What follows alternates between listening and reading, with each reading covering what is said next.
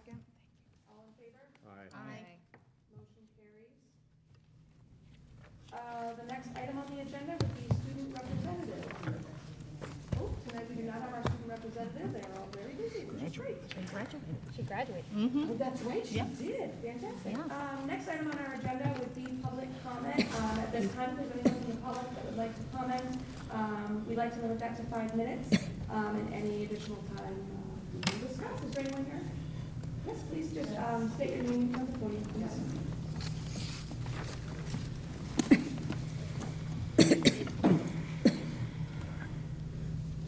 My name is Eileen Dillon McGee. I'm here this evening again just to bring up the issue of foreign language at the elementary level. Hearing both points made in February by this Monomoy curriculum coordinator, and just wanting to see this appear on the agenda. Specifically, a couple of things. One is, how is Monomoy going to address the parent survey, where 56% were in favor of keeping it as is, keeping the Spanish as a special in the elementary level? So how will we address that parent survey? How will that be addressed? And also, what steps could be taken? Can we get this on the agenda upcoming to discuss steps towards incorporating Spanish, again, given that these cuts were made already? So going forward, to see how we can get that back on the agenda. And just to summarize, the same 3 points about the cognitive benefits of foreign language learning. And myself, I'm a foreign language teacher, as well as a parent of a student at Harwich Elementary School. And I can tell you how many students at the high school level have the most memorable experiences of foreign language from their elementary school foreign language experience at some point.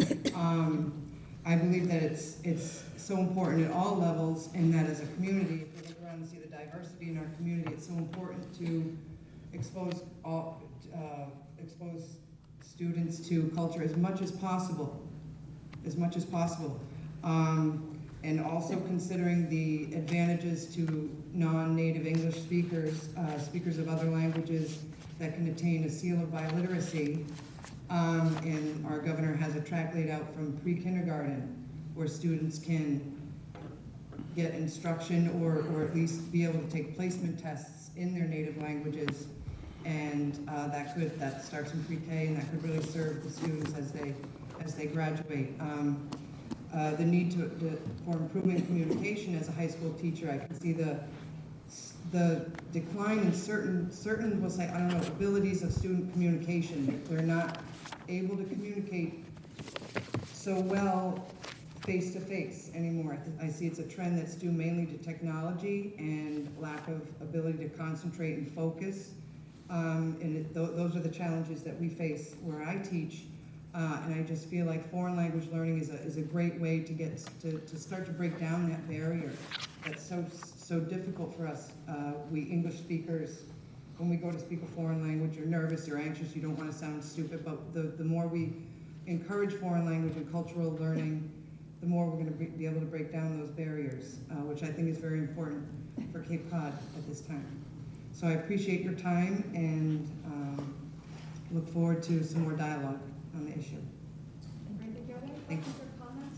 I can just clarify, just just for clarity, there was a vote to move forward with science, so we've hired for one of the specials for next year at the elementary level, science teachers at both Harwich Elementary and Chatham Elementary. We do have Spanish that picks up at 5th grade at the middle school, and students get exposure to Spanish and Latin 5th through 7th, and then can choose between Latin, French, Spanish, and Mandarin 8 through 12.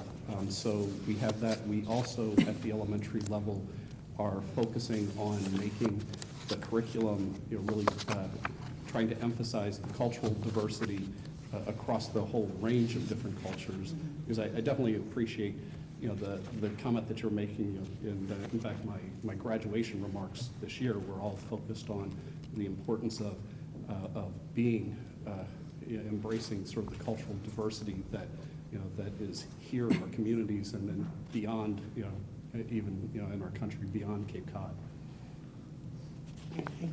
I did see the in-depth description of the track in the middle school, how the minute, down calculated to the hour of foreign language instruction, and that's, basing the value on with the lack of ability to provide enough hours to the students to attain proficiency levels. But I just want to say to that it's more about the quality of those instruction experiences as opposed to the minutes spent trying to deliver them. But thank you, I appreciate your time. I think a little FYI to the committee too. One of the things that is always sort of a wild card is on running a high school is you don't know exactly what kids are going to sign up for. So we were sort of anticipating needing X number of world language teachers, and Bill had to come to me saying, hey, I'm going to need at least 2 more sections of Latin for next year. So the Latin numbers were up over what we were anticipating going into this current year. That's good news. 50% of the students opting not to take a foreign language to me is concerning, because it is an elective, where, of course, I'm of the mindset that it shouldn't be an elective, that it should be a requirement, but yes. And that's something that Mark Smith, our curriculum coordinator, and I met with the language department here, to discuss with them, our concern, how do we get beyond 50% coming in 8th grade? Sort of what are the obstacles, either that kids are perceiving, or are real obstacles? Is it a staffing issue? Thank you so much. Thank you. Is there anyone else? Oh, yeah, please.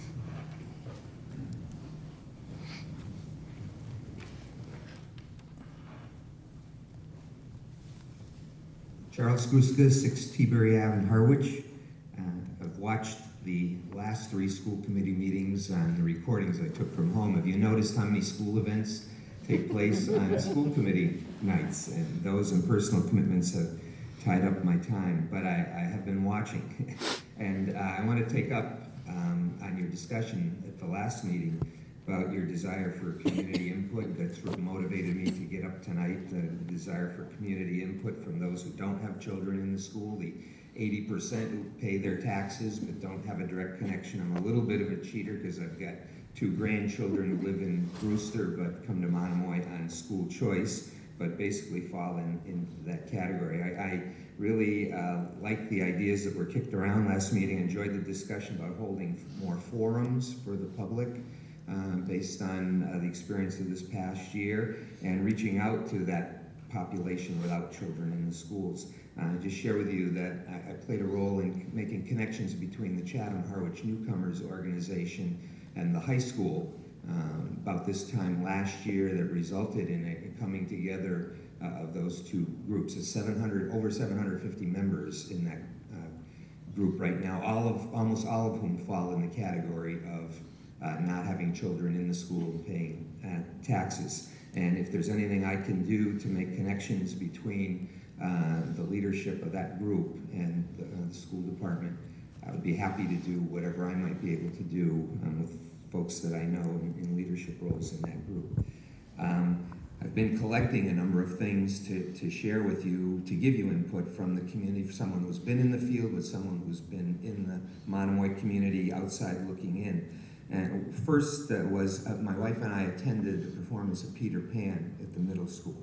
And I have to tell you, 24 of my 34 years in the field of education, including 14 of my 24 years as a principal, were spent in schools that had middle school grade levels.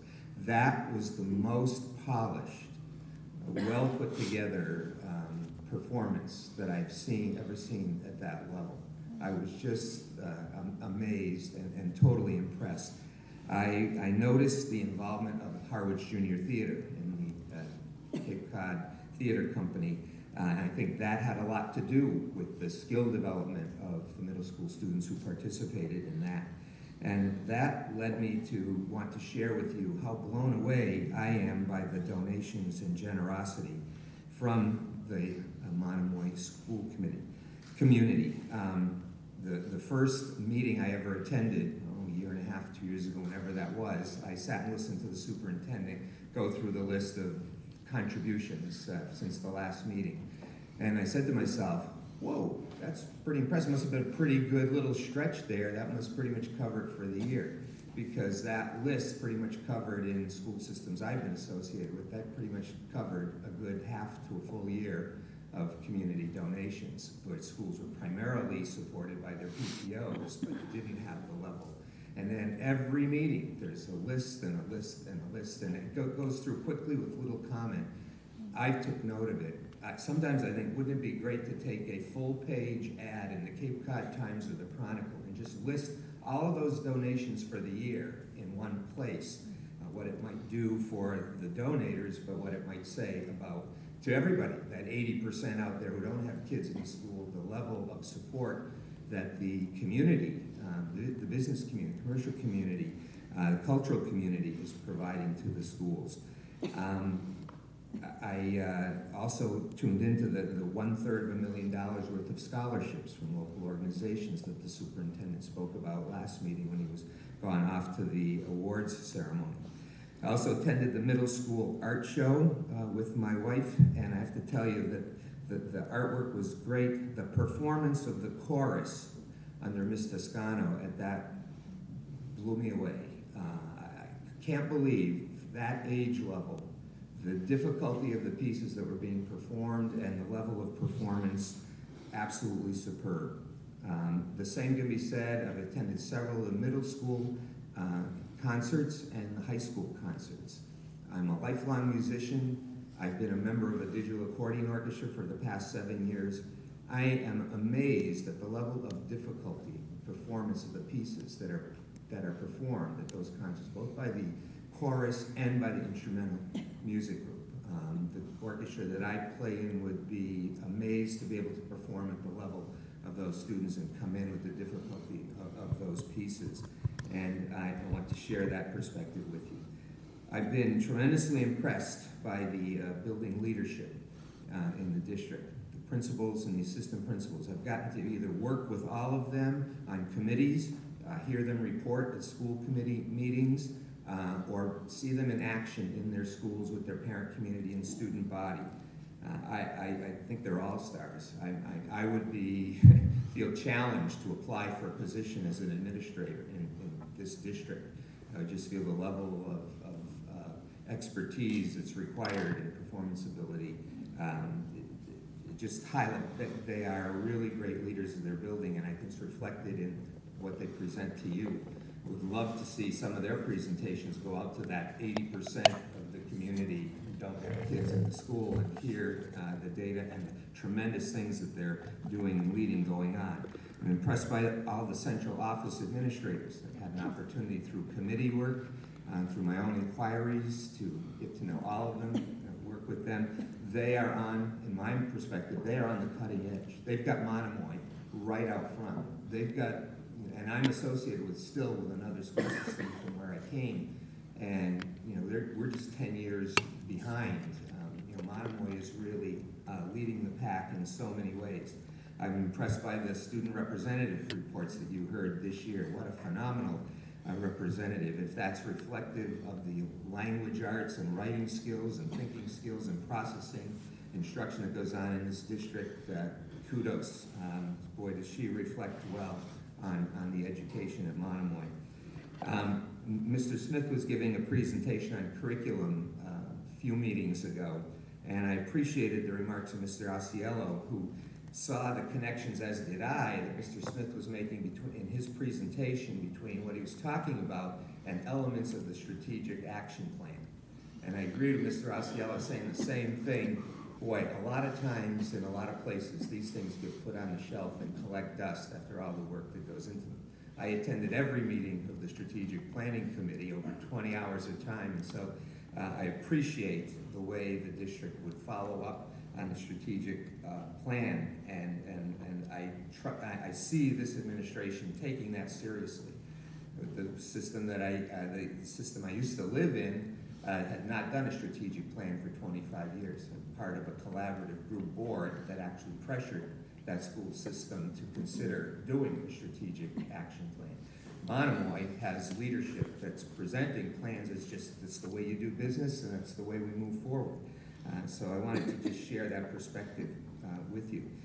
I wonder if you might consider doing an annual report on progress for each action step on the plan. I guess I asked that in my interest because I served on the committee, or maybe a series of meetings with each strategic goal at one meeting, just talking about, you know, how is the timeline we're following and what are we accomplishing within the action plan. Just something I'm wondering about. I know I want to follow the progress on that plan closely. I thought that the superintendent showed great leadership under Action Step 1C, under Strategic Objective 1 of the plan at graduation, and the way he integrated the parent community from the underrepresented groups and ELL groups. He picked up the ball and took the lead, in my opinion, to deliver the message that we're serious about these objectives in this plan. I'll be interested to hear about the action step 1 on the targeted parent advisory councils, kind of particular interest of mine, and their input regarding parenting, communications, volunteering, learning at home, issues that I think there should be a general parent advisory council on, but I'd like to see as an initial effort how the efforts and follow-through will be going on that. I have a special interest in Initiative 2 under Strategic Objective 4, which deals with embedding practical life skills in the curriculum. It was one of the most often mentioned, it was the most often mentioned area of improvement at the community forum. I reviewed the high school program of studies when it was distributed for your review here at the meeting. I met with Jen Police, assistant principal at the high school in charge of curriculum, at the advice of Mr. Burkhead. From those discussions, I know that the high school does offer courses in personal finance in the math department and practical money skills for life in the social studies department, but the number of students who take these courses are minimal, and most graduate without taking either course. The high school doesn't offer any coursework in parenting skills and or child development, courses that my wife taught at the high school level. In my opinion, the most important role in society is the role of parent, and yet there's no license or training required to go into that role, but I trust most Monomoy graduates are going to take on this role somewhere in their lifetime. So I'm really interested in how these concepts are embedded or will be embedded in the curriculum over the next 4 years as the strategic action plan calls for. I'm also interested in progress regarding the measurement of Action Step 2A of Strategic Objective 4 of using tools such as the U.S. citizenship exam in grades 11 and 12 as a means of monitoring progress in the area of civics. Government was another area mentioned very frequently in the community forum. I think it's one of the most important areas of curriculum, yet in the absence of MCAS, we have no tool to enable us to know the level of knowledge of our graduates in this area. We do know they all graduate with basic skills in ELA, math, science, and technology, because that's a requirement of graduation to demonstrate those basic skills in the MCAS. We don't have that assurance in what I consider one of the most important, if not the most important area of the curriculum, civics and U.S. history. I am very impressed that Monomoy took the lead, got ahead of the state, and implemented in the 8th grade the civics program and Project Citizen program as a leader in the state. And I'm impressed with how that program is being taught and operated. I had a good discussion with Ms. Police about that. And my grandson actually was in one of the teams. I see there's a report on tonight's meeting for you. My grandson was on one of the teams that did go to Boston with the legislature. It was a very meaningful experience for him. And finally, I just had something I've been questioning and following the meetings, and that was this sequence of finalizing the superintendent's contract prior to completing the superintendent's evaluation. I don't know how it's done with superintendents, and I know from my experience, the evaluation always preceded renewal of contract, because evaluation can play a role in negotiations for things like salary and benefits. And we're on kind of a merit system in my progression. I think the general public perhaps has a wondering, how do we progress? And doesn't it seem like evaluation should precede contract renewal and decision making? I'm not questioning decisions that were made. I'm just questioning the order of the process. So there may be things that I don't know or understand about that process, but I thought I would just throw that wonderment out. And thank you for the time to share with you some of my thoughts and perspectives that I've been collecting for a number of months. Throw them all at one time. Thank you very much. Thank you. We've missed you. Saved all those up. All right, moving on to recognitions. I just have one to bring up. I'd like to recognize that Monomoy Regional Middle School science teacher Nancy Gifford has been named the 2019 WGBH Ambassador. And as part of this, the WGBH Educator Ambassadors are a group of 16 innovative Massachusetts teachers who act as a sounding board for WGBH education initiatives, including the PBS Learning Media, which creates free digital learning resources for over 1.6 million teachers around the United States. So congratulations, Nancy, for much deserved incorporation on that group. Thank you so much. All right, now we're going to move on to reports and discussions. We're starting with the Sanskrit Creative Writing Club New York City travel request. Good evening, everybody. Just a quick, I left magazines, the Sanskrit magazine, with everybody at the tables. This is this year's edition, comes out every spring. We don't have any kind of budget really, but it's okay. We managed to photocopy everything and cut and paste the old-fashioned way and bind the old-fashioned way, so we think it's pretty good. People in the community can find this magazine at their town libraries. I left 2 copies at Eldridge, 2 at Brooks, and 2 at Brewster Ladies Library. And in fact, if you're following Twitter, one of the poems in this magazine was just chosen by someone who happened to read it at Eldridge Library for a conservation walk in Chatham. It's going to be, there's a poetry trail along this conservation walk, and one of her poems, Bridget Brochu, one of her poems will be along the walk. So we're really thrilled about that. I want to introduce you to sort of our assistant editor. Our editor tonight has a migraine and couldn't make it. This is the 10th grade, 9th grade? I never remember. They all blend to me. 9th grader Olivia Appleton. She is an incredible member, very involved, very helpful. She's here tonight, gives you some idea. So, what are we asking tonight? I've taken groups of kids to New York several times over the years, but I've never taken the Sanskrit Club. And yet, the Sanskrit Club, which has been in existence since the late 70s. Now, I didn't run it in the late 70s. I graduated high school in 78 in the Bronx.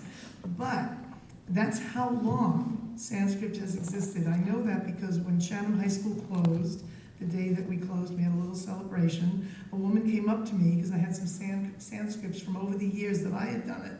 I had them out on the table, and she said, my friends and I started it.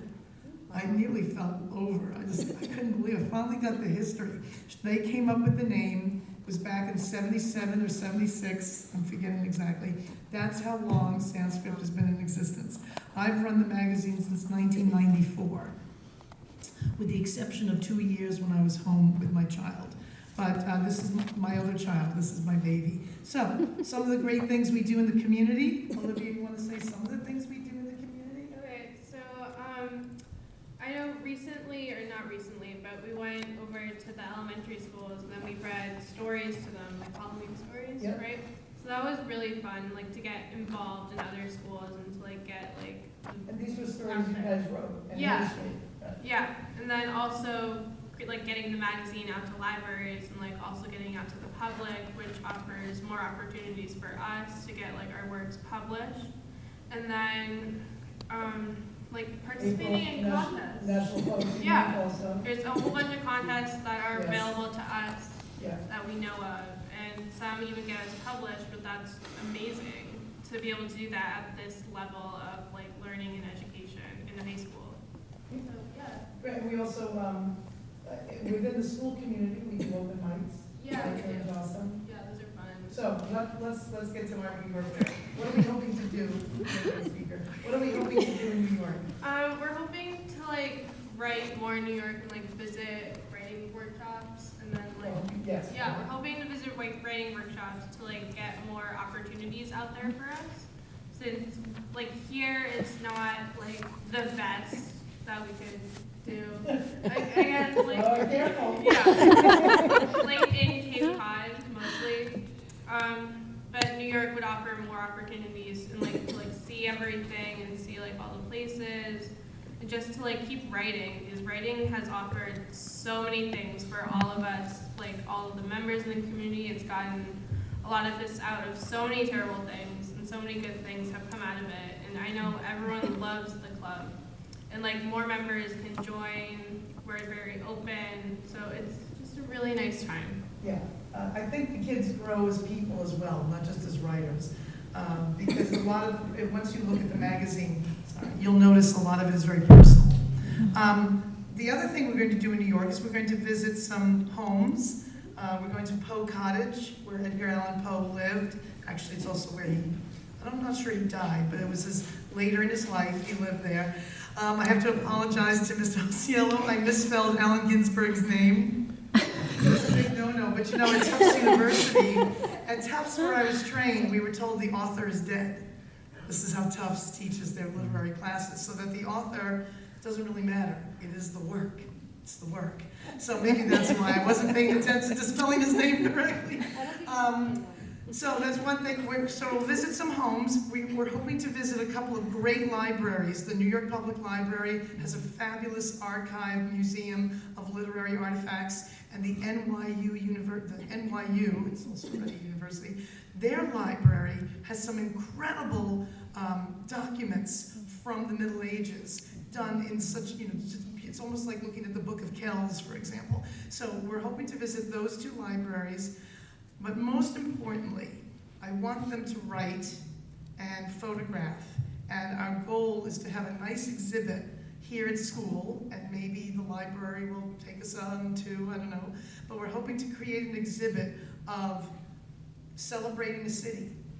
Now, I know I'm biased, I love New York City, I know it like the back of my hand. However, a lot of them don't get to New York that often, especially without a tour guide, telling them this, go here at 4 o'clock, here at 5 o'clock. It's not the same. We're hoping to really, really eat it up, literally and figuratively. So our goal to end the trip is with an exhibit. We're going to visit homes. We're going to write. We're going to look at some great literary museums or museums that have literary artifacts, and hopefully just have a great experience. So we've started fundraising. How much did we make already? Do you remember? No. We made $718 at a recent bake sale at Star Market in Harwich. So I think we're going to, all summer, we're going to raise money. The bus is going to be the biggest cost. I've already started. Cape Cod Collaborative wants $1,700 at least. They said maybe even more. We're now being told we have to pay for the bus driver's meals on top of his room. So I was like, whoa, okay. But I'm also in touch with 2 other companies, because we're a small group. We don't need a motor coach. We're hoping to get a smaller bus that maybe seats 20, 25, which will maneuver better in the city, first of all. And second of all, will hopefully cost less than a big motor coach. So that's it. Our goal now is to just make the money so that all our girls, and I'm sorry, it is currently all girls right now, that all our girls can go. That financial difficulty should not get in the way. That's our goal. I want everybody to go, whether they can pay for it or not themselves. And that's it. And we hope to do it in October, as your information says, over the Columbus weekend. So we come back Sunday, and we still have a day to recover. And we'll take questions. Any questions from anyone, comments? I just a comment. I have loved Sanskrit since the 80s. I didn't know it existed before then. I think it's a wonderful thing, and I especially laud your goal of having everyone go. Thank you. Thank you. And so we're asking for your approval tonight. We've been trying to have the presentation and then our next meeting be looked at. Right. Our next meeting will be in July. Would that be okay? Timing-wise, we don't have any deadlines. That's okay timing-wise, certainly. That's not a problem. Okay. I don't know if I can make it when in July. We're going to discuss that later. Okay. I'll be away early July, but I'd be happy to come later in July. Okay. And you wouldn't necessarily present again, it's just Okay, more of a- right. I Right, just to go there and do. Yeah. Okay, great. Thank you very much, folks. Thank you. Thank you so much. That's exciting. Yet again, something I want to go on and can't. Next up, we have the high school civics presentation from Project Citizen.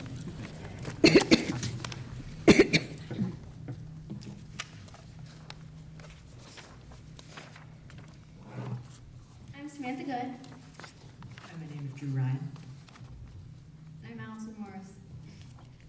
We're all 8th grade students at the high school, and we're here to talk about Project Citizen. So this spring, our 8th grade civics classes participated in Project Citizen. Project Citizen is a competition where civics classes choose a relevant problem in their community, and they think of ways to solve it. So they choose a problem, they put it on their problem board. The boards are displayed up there. My class did shark safety. And for alternative policies, you put some ideas you had but weren't as effective and you didn't choose. For our alternative policies, we did trauma training and drones. And there's a class policy board where you choose your solutions to the problem.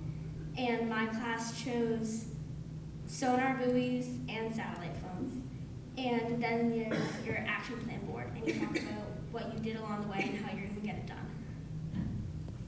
So as part of our action plans, we met with local government entities. So for the one in the blue, that is the plastic straw ban, we met with both the Chatham and Harwich Board of Select, and we have successfully banned all plastic straws from these towns, and that will go into effect next June, I believe. And for the one in black, that is our restriction to ban all flavored tobacco products and nicotine products to adult-only stores. And we are now currently getting that passed through the boards of health, and I believe on June 17th, there will be a public hearing in Chatham on that issue. So on May 31st, chosen groups from Project Citizen went to the Boston State House to propose their ideas. And they started off by going into individual rooms with a different set of judges.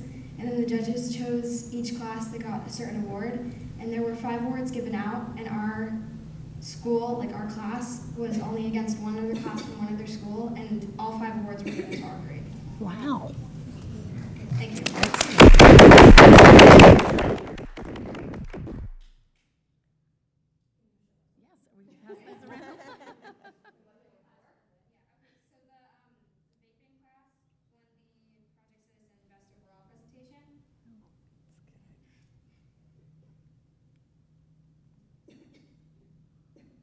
The shark safety class won the best portfolio. The vaping class won the humanitarian award. Straws, the banning plastic straws won the best hearing, and the other banning plastic straws class won environment. Great. Yeah, wonderful. One other school for you, one other school? Yeah. Right, there was only one class from that school. That's okay. Very great work, everybody. Yeah, wonderful work. Good job. Any other questions or comments? Sharon? I'm a little bit aware about this, and it's very exciting. I'm very happy for all of you. That's particularly exciting that Harwich sent so many. I'm wondering, because every time I'm here, I'm advocating for all students, what could be done to make sure that all the students, even if they win or not, get to go to that? I'm not sure if you'd know or your teacher would know, but I'm interested in making this happen so that 100% of the students can participate in the day, even if they're not. And also, I would say about the plastic straw thing, it's so exciting that that's a change that's happening in our community. I have to say, as a straw user, it's making me very, very aware to be changing myself. I think just the awareness of it, but for a lot of people, it will take the banning of it. So that's a lot easier to deal with than homelessness. So if I may, John Dixon, I am one of these civics teachers at the high school. The question of all students participating, one of the nice things about the program is it's not a club, it's not a self-selected group, it's not an all-star team. Every student in every class participates in one and then has to present as Yes. part of the presentation. Yes. And we, all 8 classes presented before a panel of judges here Yes. in the high school, before one of the other classes as an audience. And it was from that we used the scoring rubric to choose 4 schools, 4 teams to go to Boston. Now, the reason before, because that's what we were told we could bring. Now, in the future, given the state, the law passed recently by the state requiring this type of portfolio presentation or similar experiential project among students, we expect there's going to be a lot more schools starting to participate. So I expect in a year or 2 we might be allowed 2, and eventually we'll probably only be allowed 1. So unfortunately, it's not our choice how many we get to go. But it's worth noting that those classes that go, every student went. And these weren't, they're not honors classes. This is a range of students that Right. go and participate. So here's a civics issue right here. And that is that as Monomoy, we don't have control over this. But as a civics thing, we can advocate with our, state representatives on the Cape here to make it so that every kid can actually go there. I'm not saying this will happen because all these projects don't happen, but I'm for us lobbying so that even if every kid can't present there, maybe they can only have one class, say, picked to. The others could at least watch and be somehow part of it.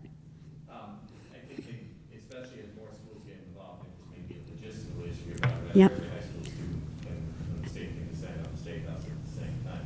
But it's Right. worth noting that we did take every student in 8th grade to Boston for our Walk on Freedom Trail Yep. in the shoes of Johnny Tremaine in October, and including in the stop at the state house. So every student did get to participate in that experience. It's true, not every student got to participate in this experience. But I don't want this to overshadow my wanting this to be bigger. This is only a compliment to what's happened now. It's fabulous that Monomoy did so well and that it continues to do well out into the community. Thank you so much. Madam Chair. Yeah, I just want to say, first of all, I love everything you've done, and I want to say in particular the plastic straws, because it came to town meeting floors, and it was so well organized, researched. It was hard not to say no, and I just wanted to pass that along because I was there when it was presented, and everybody around me was so impressed with the presentation, and I just want to pass that along.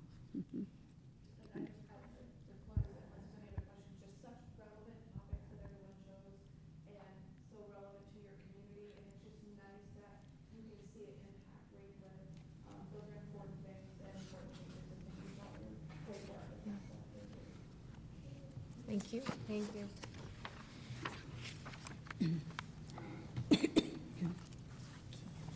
And we are going to be moving on to the high school academic data presentation. Good evening, everyone. Tough act to follow. So proud. Just want to check.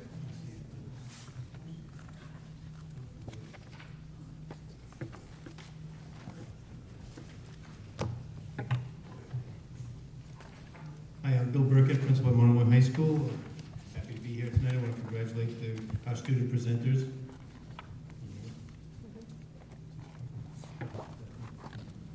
Why do we have 2 mics?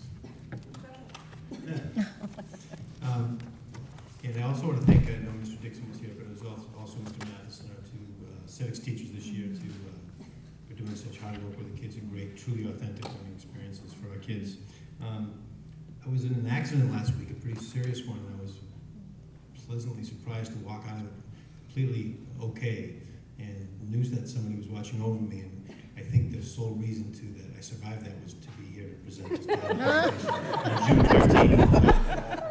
I'm really happy to be here. You almost missed me. I've got another reason. I tried to break this down in the simplest of terms, just because there's so much data, but I wanted to use it to tell a story, a continued story that when I presented in, I believe, November on our MCAS results, some trends that continue to concern us, and I wanted to continue to take a critical look at those, not look for the good things, happy things, good things that are going well, but the things that we continue to struggle with. Be very transparent. In the last conversation I had, similar to this a few years back when our graduation rates were worse than Cape Cod. And at that time I said the same thing I will say tonight, and it's in one of the slides, is that I take full responsibility for the academic stagnation that we happen to be in these last couple of years. And the good news is that I hope to present tonight some solutions that we've been working on, and we feel strongly about that will improve. So the first chart is color-coded here, and I wanted to compare 2 years, because 1 year of data, you really need 3, so we didn't have 3, we have 2, so we'll give you some picture, and I'll try to clarify that picture, but 1 year, anything can happen. A lot of things go on, but the 2 slides are helpful for this. So this first one is the 17-18 school year, our current freshmen, and our 18-19 this year students in our MAP achievement data that we take. This is a math slide. So if we look at 2017 and 18, high average and high achievement are in the green. So you want these numbers to be bigger. You want the reds to be lower. And we take it in the fall and the winter. In 2017, if you look at here, these are trending nicely where your low scores are decreasing. Okay, your average scores are also decreasing. But up here we've got, we'd like to see these higher certainly, but certainly everything's trending to the right. The green is getting bigger, the red's getting smaller. So pretty good results in achievement in math, and that corresponded with solid growth in 17-18. Here now we see a different picture in this year. We see that the students performing low over doubled. Okay, increased slightly here, and if we shoot to the other end, our highest achieving students decreased. Okay, so that's certainly a concern. Now, it's not a 2-year trend, but we'll have to, what we do also is this correlates with our MCAS data, so we'll have to look at what these scores, but this is initially telling us that we might have some lower scores there. But again, we'll have to wait and see.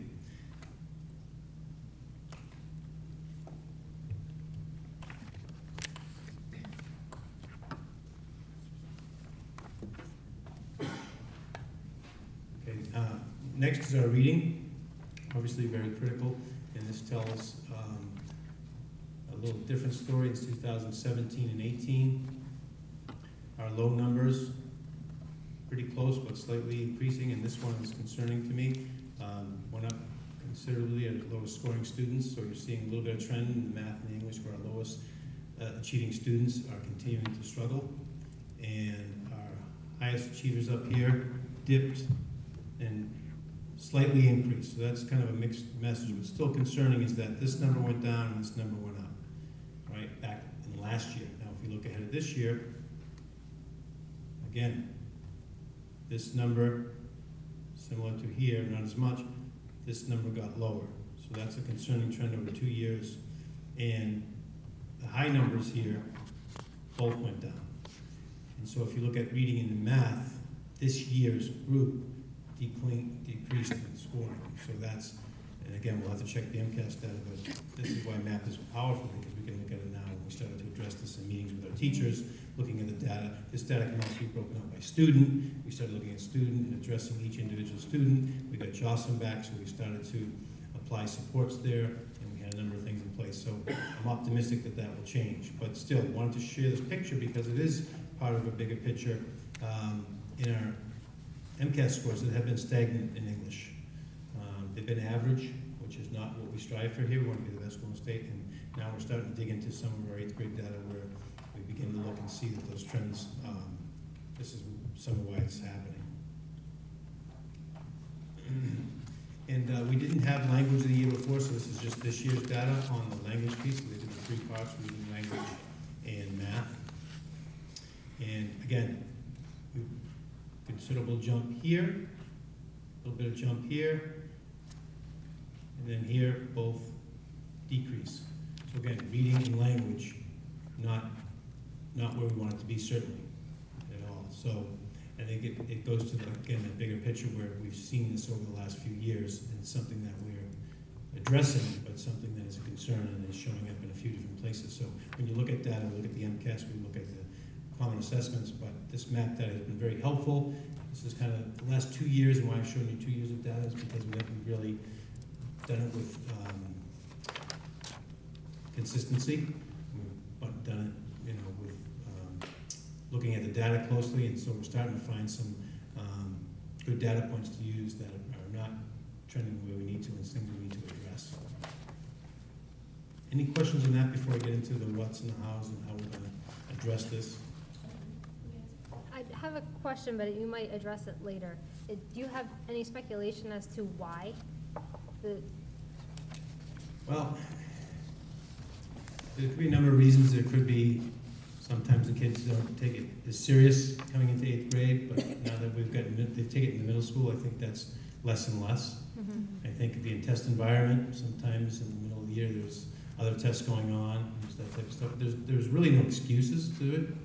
I mean, the test does get a little harder. It's rated that way, so I think I'll get to this a little bit later, our curriculum needs to keep up with what the expectations are. I think that's where we might be falling a little short. I guess my question is between all 3 tests, it has a very similar trend for this year's 8th grade. So it just seems like there might be something, I'm not saying that you should have do you know why? I was just wondering if there was any possible theories that have been tossed around. Just the ones I gave, and again, you know, each class is unique in its own way, but until I look at the MCAS scores to see how consistent that is, and you know, and we didn't really have Jocelyn at all this year. Right. I'm going to throw that out there, that I know that has an impact because our student failures were much higher at the beginning of the year, and then we incorporated Jocelyn and they went way down. Good. So I do think that intervention loss hurt us. Yeah. Okay. Thank you.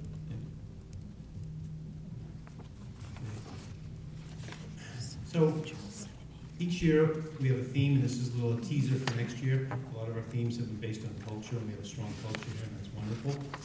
It will continue to be You Are Important and Home Away from Home. Next year is a time, I think we're at, and I shared this in my last presentation, is where we did a lot of reflection this year. 5 years in now, we're not new, there's no excuses, we're an established school and program, and I think we need to raise the bar and get everybody over it, not just raise it, because anybody can raise the bar. We need to get the bar raised academically with our instruction and getting our kids to achieve at higher levels. And that's everybody. We spent a lot of time on our struggling learners and our graduation rates, and we've done successful in that. And I think we've fallen a little short. Again, it starts with me with raising the bar as far as our academic, pushing our kids, setting high bars for our teachers, setting high bars for our administrators. And so you'll see some of the things we have planned that address this for that theme of next year of you know, raising the bar and pushing people in the expectations. And we're certainly capable of doing it. And I wanted to align it to our strategic plan. And these 2 objectives strike us pretty closely with the data you saw. Closing the achievement gap, you know, you saw the low and the high, those numbers, and we can spend all day talking about that, but they're certainly at our school, like any other. And then it talks about implementing targeted instruction and supports, and to improve the largest and most persistent achievement gaps. And again, you saw those lowest scoring students increase. So the supports weren't there that needed to be. And so that's an achievement gap that we have to really work on and pay close attention to. And it's not just Jocelyn, it's a little bit of it, but we've got some other ideas, which we'll share with you later. And strategic objective number 4, improve the curriculum instruction assessment for all learners. And that's the whole swath of kids. And we have that broken down with some specific plans for making sure that all kids are pushed, challenged, and supported supported to achieve at higher levels than we're doing right now. So here's kind of a big picture of things, and the picture on the right is called Universal Design for Learning, something that's in our strategic plan. And you'll see that's kind of like a whole child approach with the academics, the behavioral, and the social emotional. Again, I think we do a real good job on the behavioral and social emotional, and we do an average job, if I can use that word, because I think that's where we are. We do an average job at the academic. Doesn't mean not everybody's working hard. Doesn't mean our kids aren't working hard. It means that we have to do some of the things in the next couple of slides better, with more direction and more focus. And I think that starts at the top. So we'll be making sure that happens. So the first one is developing a universal tier 1 support. So tier 1 is the classroom. That's instructional work in the classroom. That's the little schoolhouse over there. It's probably hard to see, but tiers, tier 1, tier 2 is more targeted support for kids that need a little help, and tier 3 is more intensive support for kids that need the most support. But in the classroom, we have to start paying more and more attention to what's happening in our classrooms, and I'll get into the specific hows of that next, but that's definitely something we need to work on. I think which will help us next year is that we have NEAS coming in. They do an extremely thorough assessment of our school, our teaching and learning, leadership, facilities, the whole 9 yards.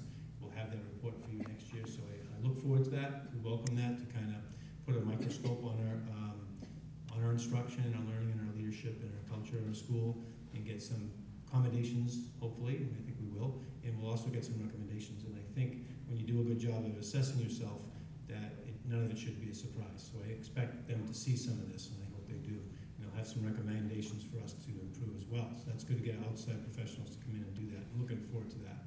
So the next one is kind of dovetails with the first one.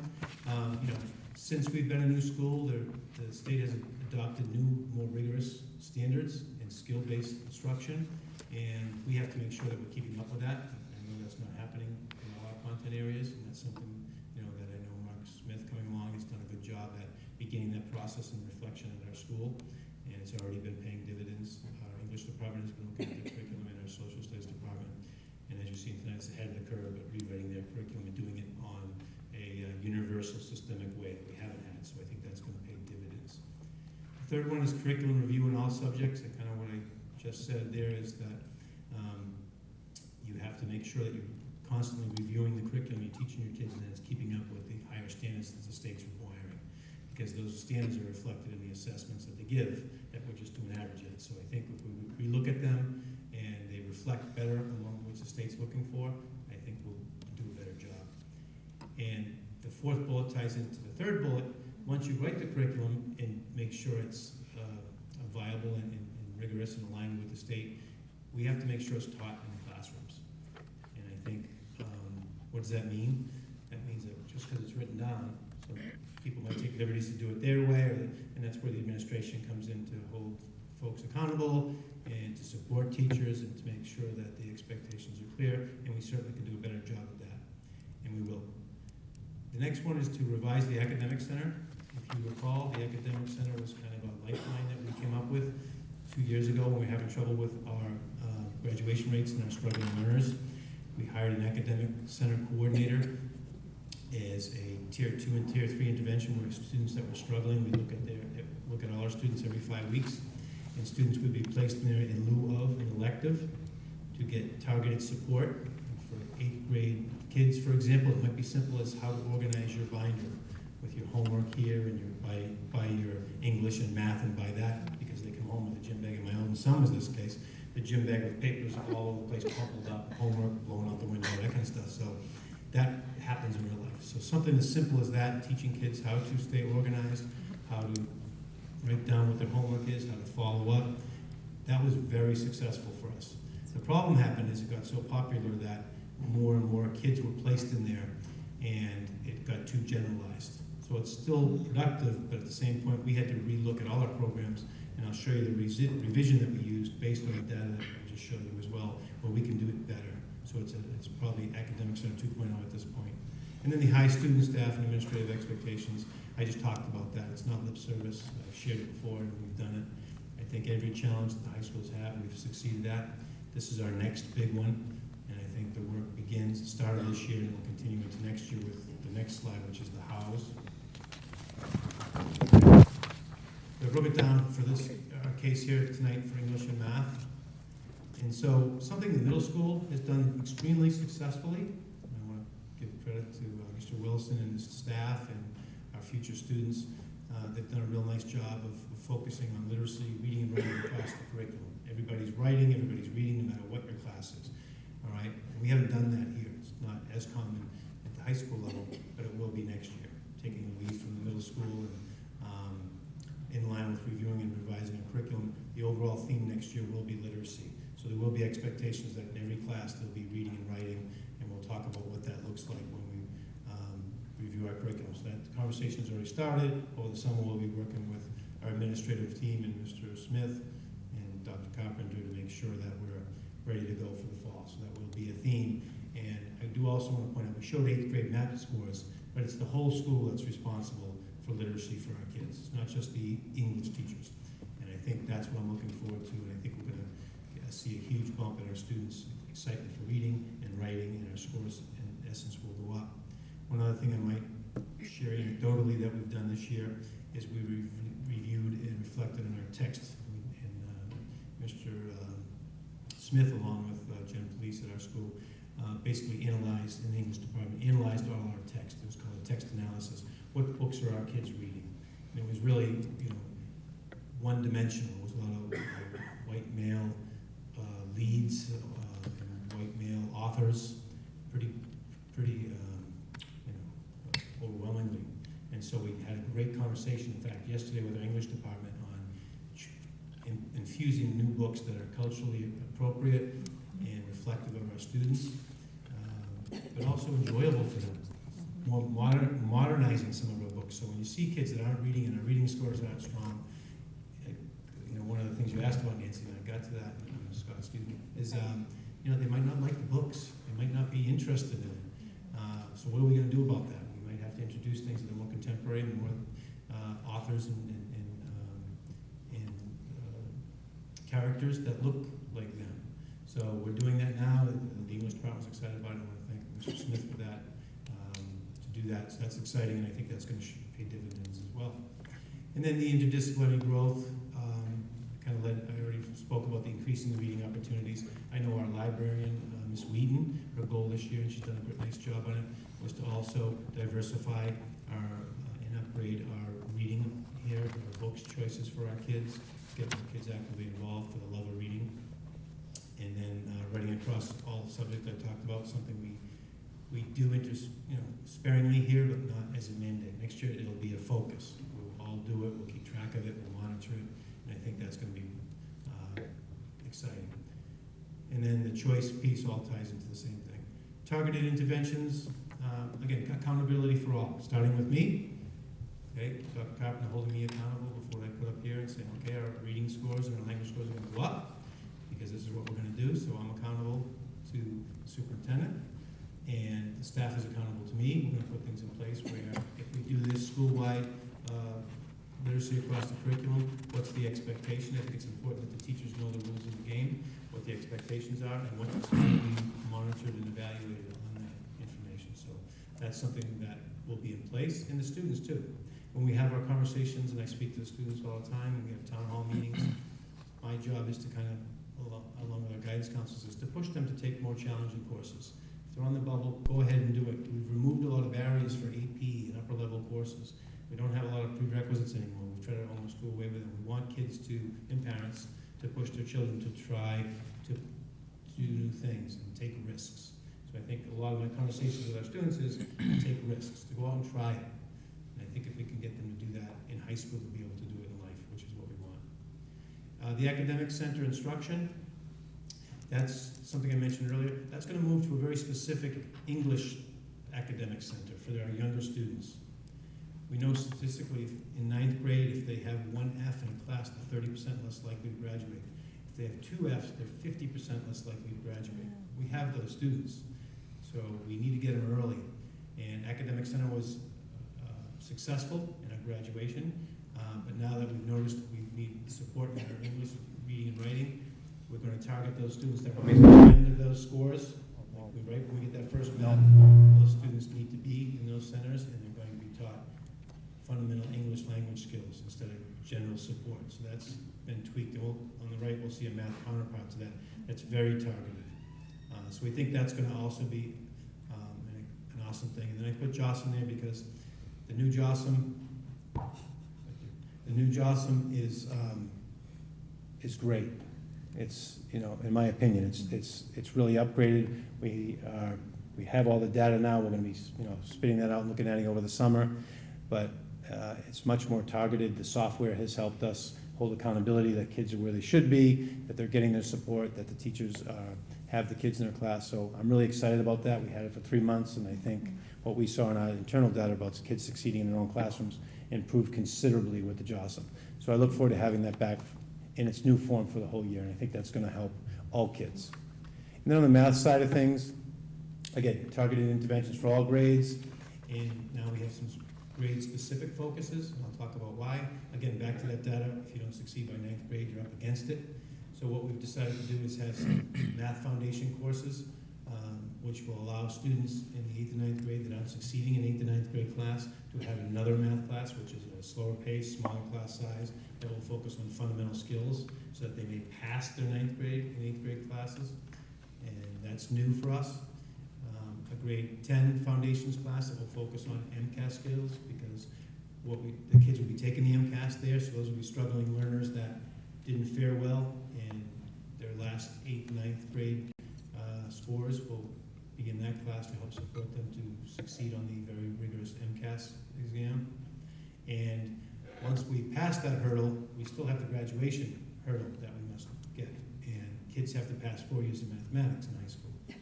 And the courses aren't easy. So we'll have a support class, another support class for all our students above 10th grade who passed MCAS that will be supports for them in addition to their current math class to get help in the classes they need. We have that now, and it's been very successful, so that will continue. So we've covered all our grades to make sure that we're covering supports for our kids that are struggling as early as 8th and 9th grade, helping kids to get over the hump for MCAS, and then allowing kids the opportunity to get support all the way through graduation so that one math class doesn't... I am pumped or something here. Probably not. You all hear me? Yes. I think that's the free myself, so it's Okay. I'm waiting to get to the end and someone to say, can you repeat that? So the last one, again, something in our reflective work this year that's come out is our English language learners. They've doubled in the last couple of years at our school. We've had one teacher. I'm very fortunate. Thank you all and Dr. Copper in the budget process for allowing us to hire a new teacher this year that will help support that. And this might be a new term for folks, students with limited or interrupted formal education. So when kids come over from other countries, we get some kids with maybe a language barrier. But academically, they're right on par with where they should be, 9th grade, 10th grade, whatever it may be. We also have kids that come over with language barriers that may have severe deficiencies in gaps in their learning, which means they may not have gone to school for 2 years at a time, or 3 years, or might be at a 5th or 6th grade math level. And we had no way to put these kids in our current system, so they might be in an algebra class. That's not good for them, it's not good for the teacher, and those kids end up failing MCAS, and those are some of the kids that you see on the math scores that might be way down at the end. And so we've come up with a program where those students will be allowed to have a teacher teaching them the language skills, the academic language, ultimately for all subject areas, but to start out with English and math. And then the other teacher will be doing the same with English. And they'll be working on their foundational skills. So I think we have a good plan. So those are our students that have hurt us every year that we haven't been reaching. And I think that's a common problem over the state, but I think we have a real good plan now to help them. So there'll be 2 pathways. There'll be the kids that come over and just need the language. We'll get them in a language class, but they'll be in other cohorts with their peers, and the other kids will be learning at their level to get them pushed up as fast as possible so they're not way over their heads. Okay, I'm going to stop that part of it, see if there's any questions, because I do want to end with some positive things that are happening in the school. Are there any questions? Yes, I don't have a question. I just want to just say one of the things I've always appreciated about you is the buck stops here, and I love but you just are accountable. I just love that, and just had to say that. Yeah. Anyone else? Joe? I have some questions and a comment, but can I wait till the end? Is that okay? Of course. Thank you. Okay. It's up to you. Okay. Gives them more time to think of stuff, I'm just saying. Sharon? Yes. When we're looking at these things, we generally are comparing 8th grade one year to 8th grade the next year, right? Not 7th grade to when they are 8th graders. Is that correct? In this particular case, yes. Yes. Is there data, if we as individuals wanted to go look at, to follow classes? I find it easier to look at the same group of kids to see their data. I understand that schools generally look at it this way, and I'm also interested in this. But sometimes there's just a group of kids that are different in excelling or not excelling, or nice or not as nice. And so it's easier for me personally to look at it following the same group. So I would be interested in sometime following that up with whomever. Sure, Thank that you. is available. In fact, our teachers look at that too. So the good news about MAP is that we're doing it through the elementary schools, middle school, and high school. So that now that we've been in a few years, when those incoming 8th graders come, our teachers have their MAP data and see the trend. So if there is and has been an anomaly, let's say, kids scoring like this and all of a sudden it goes way down, now we call a parent, talk to the kid, well, what happens? A bad day, or, and so we have those. But the more data you have, the more you can figure out what's the anomaly and what's the real deal. That's right. So we go through all that, so we do have that data. Thank you so You're much.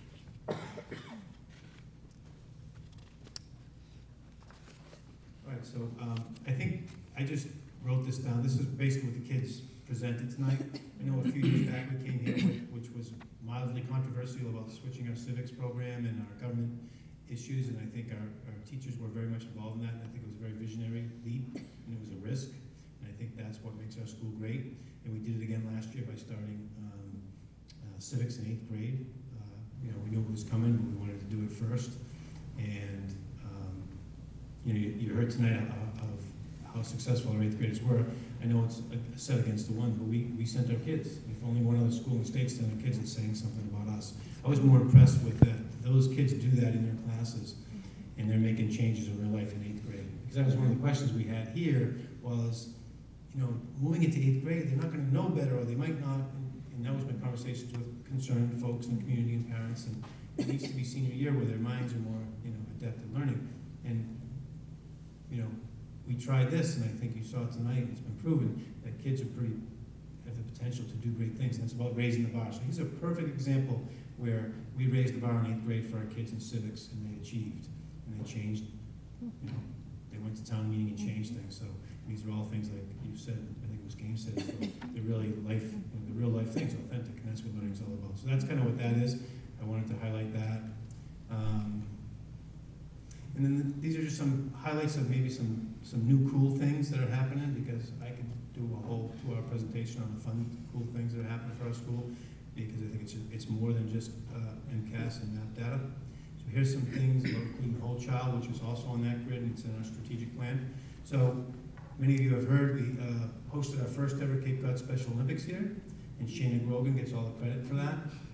Unbelievable time, her own nights, weekends, preparing that, working with her team, and not only that, but getting our athletes involved in our school, but also our best buddies and students. And so it was so fulfilling for our school, but to see the hundreds of kids out there, to see all the different police from all the different communities involved, it was pretty heartwarming to see that. And so now that's a new tradition. They've already asked to come back next year. And so Monomoy's kind of taken that over for the All Cape, and we're very proud of that. The next one, again, Shana Grogan leading this too with her students, so they work on life skills in the class. Started a food pantry, piloted it this year, and we're looking to expand it for next year, helping out needy students and their families very discreetly and privately. Something you may not know is happening in our school because we haven't bragged about it as much because it is personal, but I want to brag about it tonight that's continuing over the summer. Ms. Grogan teaches summer at school, so that the point is that people don't start getting hungry over the summer. So we have options to offer our community and students and their families food here over the course of the year. And then Ms. Gilman, our AD, working with the the state and Ms. Grogan to start a unified sports team, our first, and a track and field team, and they were at the sports awards night for the first time the other night with all their medals, and just super exciting stuff. So, you know, really what brings a school and a culture together. So these are all brand new things that were started by some of our best people in the school. The wellness fair, I just wanted to bring that up because I know we had a real emphasis this year on our wellness program. We have a committee that put a lot of work into things. And again, our teachers and students organize this. It happens during our Jocelyn time, another great opportunity, and spilled into the afternoon, where outside vendors, kids came in, and we had all kinds of community members come in, the local police and fire, local companies, hospital, and just taught our kids a lot about health and wellness and what jobs are out there for them. Touch a Truck campaign. Again, Ms. Gill met with our student ambassadors through the Massachusetts Interscholastic Athletic Association. Started, again, similar to this, an authentic program. What can you start from scratch and do good for your community? It was a community event on a weekend to raise funds for a child that had passed away in our community. So it was a rallying cry for our community. And the fire and police were involved as a community event. And absolute home run where the place was packed. Money was raised, and it was a good cause, all started by our students. So again, another tradition, another high bar to be crossed by the next group. FinFest, if you don't have kids in the school, that was something new this year, started by Amanda Sherman, one of our dynamic arts teachers. Again, a lot of planning. If you saw it, it puts the Marshfield Fair to shame. I mean, I've heard of field days before, but right before finals, you know, what a great time to take a break in the afternoon, the last hour and a half of the school day, and go out and have teachers and kids side by side playing games, having fun, had food trucks out there serving pizza and stuff to the kids, and it ended with class versus class competitions, in which the rest of the class sat in the audience, and they did a lot of fun activities. So, huge amount of organization. Again, teachers working with students to organize such an amazing event, and then a community building event for our school. The weather was perfect and the day was awesome. So a new tradition started at Monomoy. Mentoring, I just want to give a shout out. I don't know if she's here or not, but we had there she is, Miss Jordan, you know, one of the best hires, I think, since Dr. Carpenter hired me. Unbelievable mentoring program. We've seen it benefit our students already. It was really cool to see all those folks come together this morning, and people just want to feel appreciated, and that was so well done today. And Joy's been awesome. That's just going to grow and get better, but I just wanted to share that that's been a really huge asset to our school, and it's really helped some of our kids that are struggling to have mentors in their lives. Graduation was mentioned earlier by Mr. Grusker, I believe, but I want to really commend Dr. Carpenter for this idea. I have never seen it at any other school I've been at. I've never seen a graduation celebration that impactful, that fun, and so.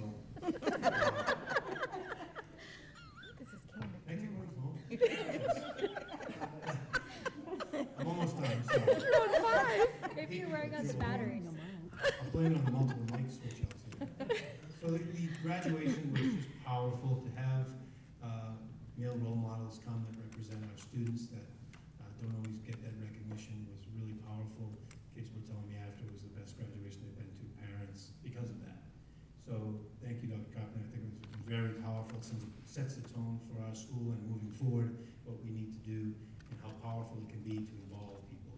They just need to be asked. So that was really cool.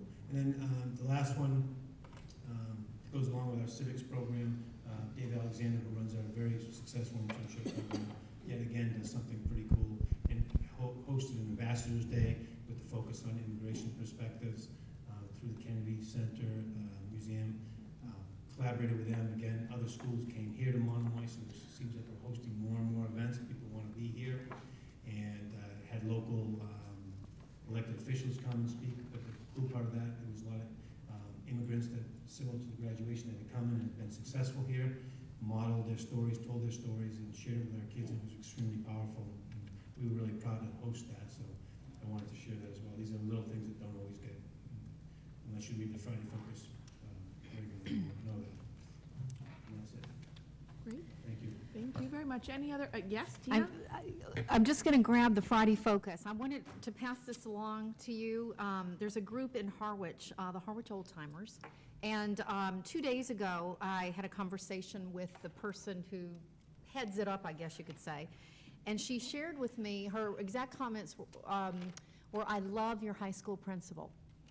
And she loves the Friday focus, as you share it with the group, and she wanted me to pass along, you're the only, one of very few people who aren't moderated. So when you go in there to post your Friday focus, that's how well received it is. And I wanted to pass that along, and they really appreciate the updates. Thank you. Great. Joanne? Two things. First, writing across the curriculum. That is the best idea. Even in phys ed?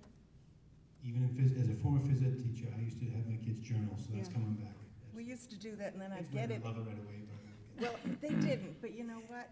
They laughed when I looked at the X's and the O's and tried to make something out of it. So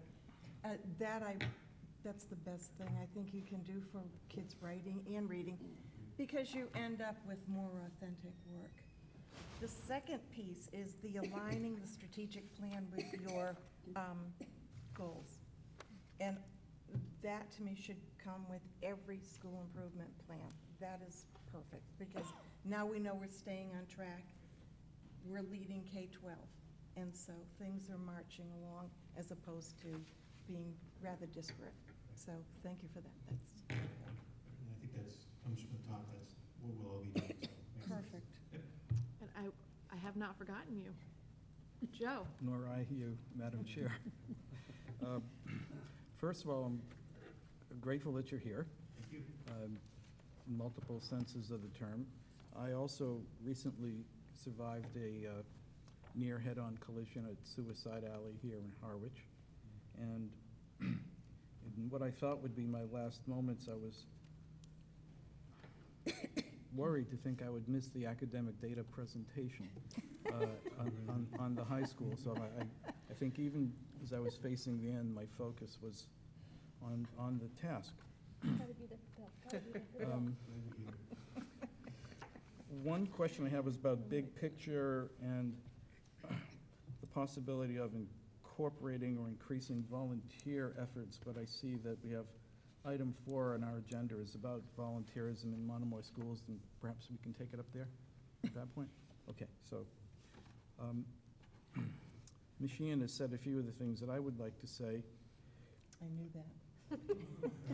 for which I am quite grateful and for why I think she may have jumped in. Yes. These pauses are killing me. I gotta just, you know. Want another mic? It's about strategic objective 4. I just was worried and relieved when you got to the end because of, I think the way you look at a strategic objective 4 is important. And essentially what you did was say, you changed the grammar of it a little bit, and you said, we'll improve curriculum by ensuring the collective practices are focused on students. And you kind of put a period there and then said, in that way, we prepare them for college. You know, our collective practices are focused on students. It's what Joanne just said when she referred to more authentic work. So if you have a disconnect between the novels you're teaching and the students, let's see, can't change the students. You have to do something either with the way you're teaching, change that, and that's what the conversation is about. And that can be a very fruitful conversation, but it's a darn hard thing to get teachers to do candidly. But I think you can do it, and I believe you, in this school you will. Or you just change the material.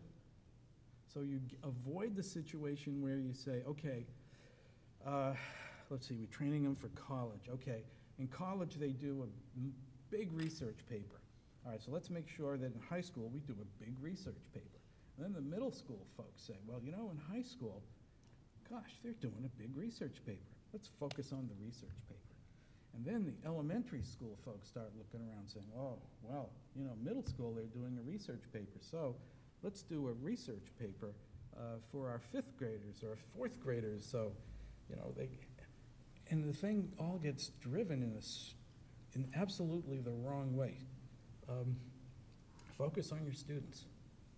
You're having a hard time teaching Nathaniel Hawthorne and the Scarlet Letter? Okay, maybe you start with a short story. Look at the complexities of sentence structure, untangle that in the brief space of a short story, then move to the novel. Wow, the book begins with a metaphor of a rose. Okay, do some English love poetry where a rose is a metaphor. That helps in the reading of the novel. I can go on like this for quite a while. I will.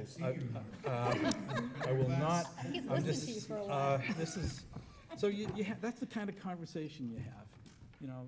And you have people that can have wonderful conversations about that in your school. I know them. Some of them came here tonight. Or a year later, after trying this, you say, you know what? There's a disconnect. Hawthorne's out. We're doing something else. Maybe we don't do Hawthorne, we do Zora Neale Hurston. Something.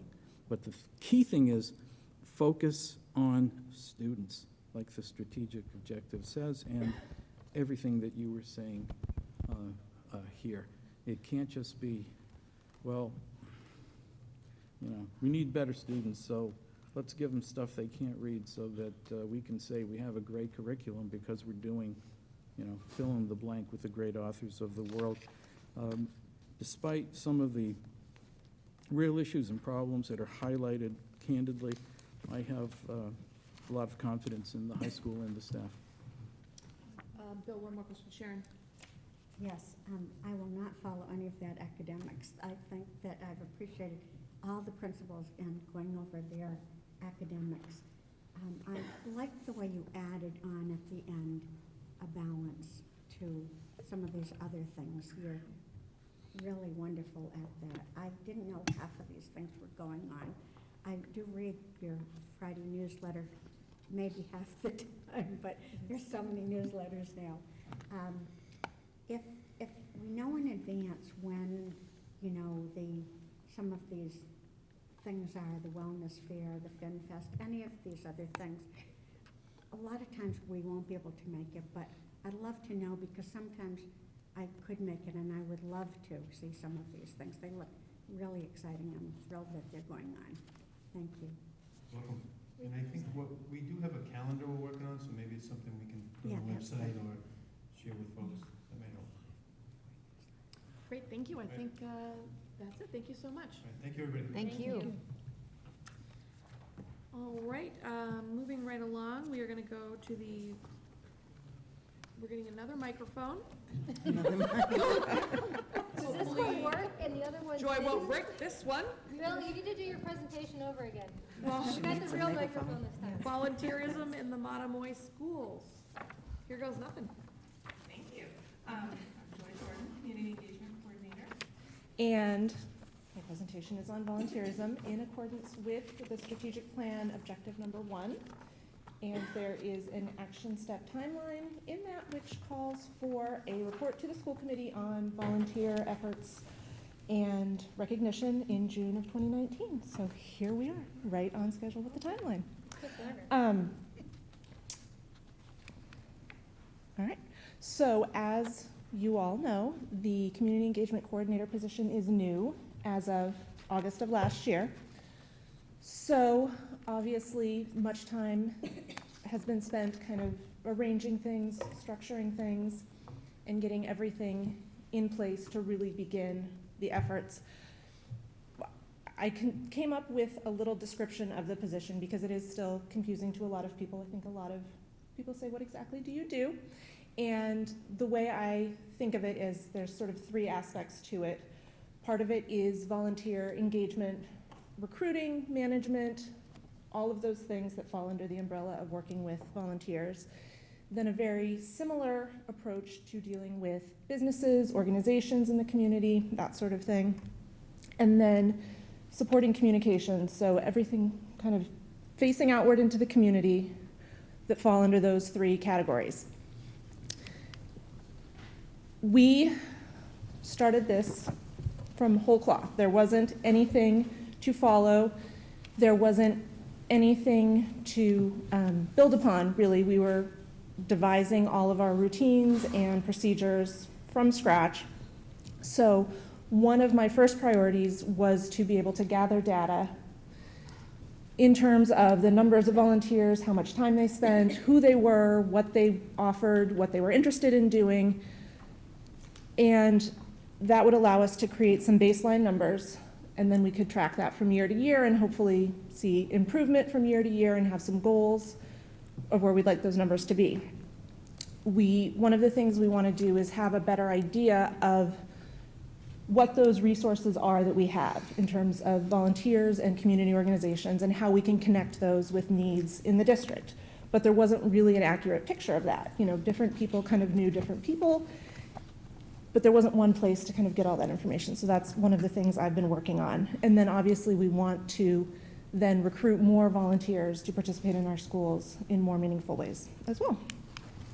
So, two of the things that I did in that effort was to create a volunteer registration form that would then allow us to create a database of volunteers.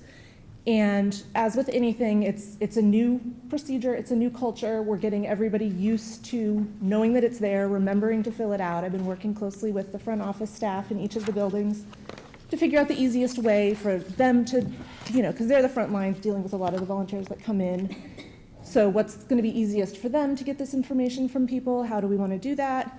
And it's working well, but I think there are still lots of people who are currently volunteering that haven't filled out a form and then kind of gotten officially into our database.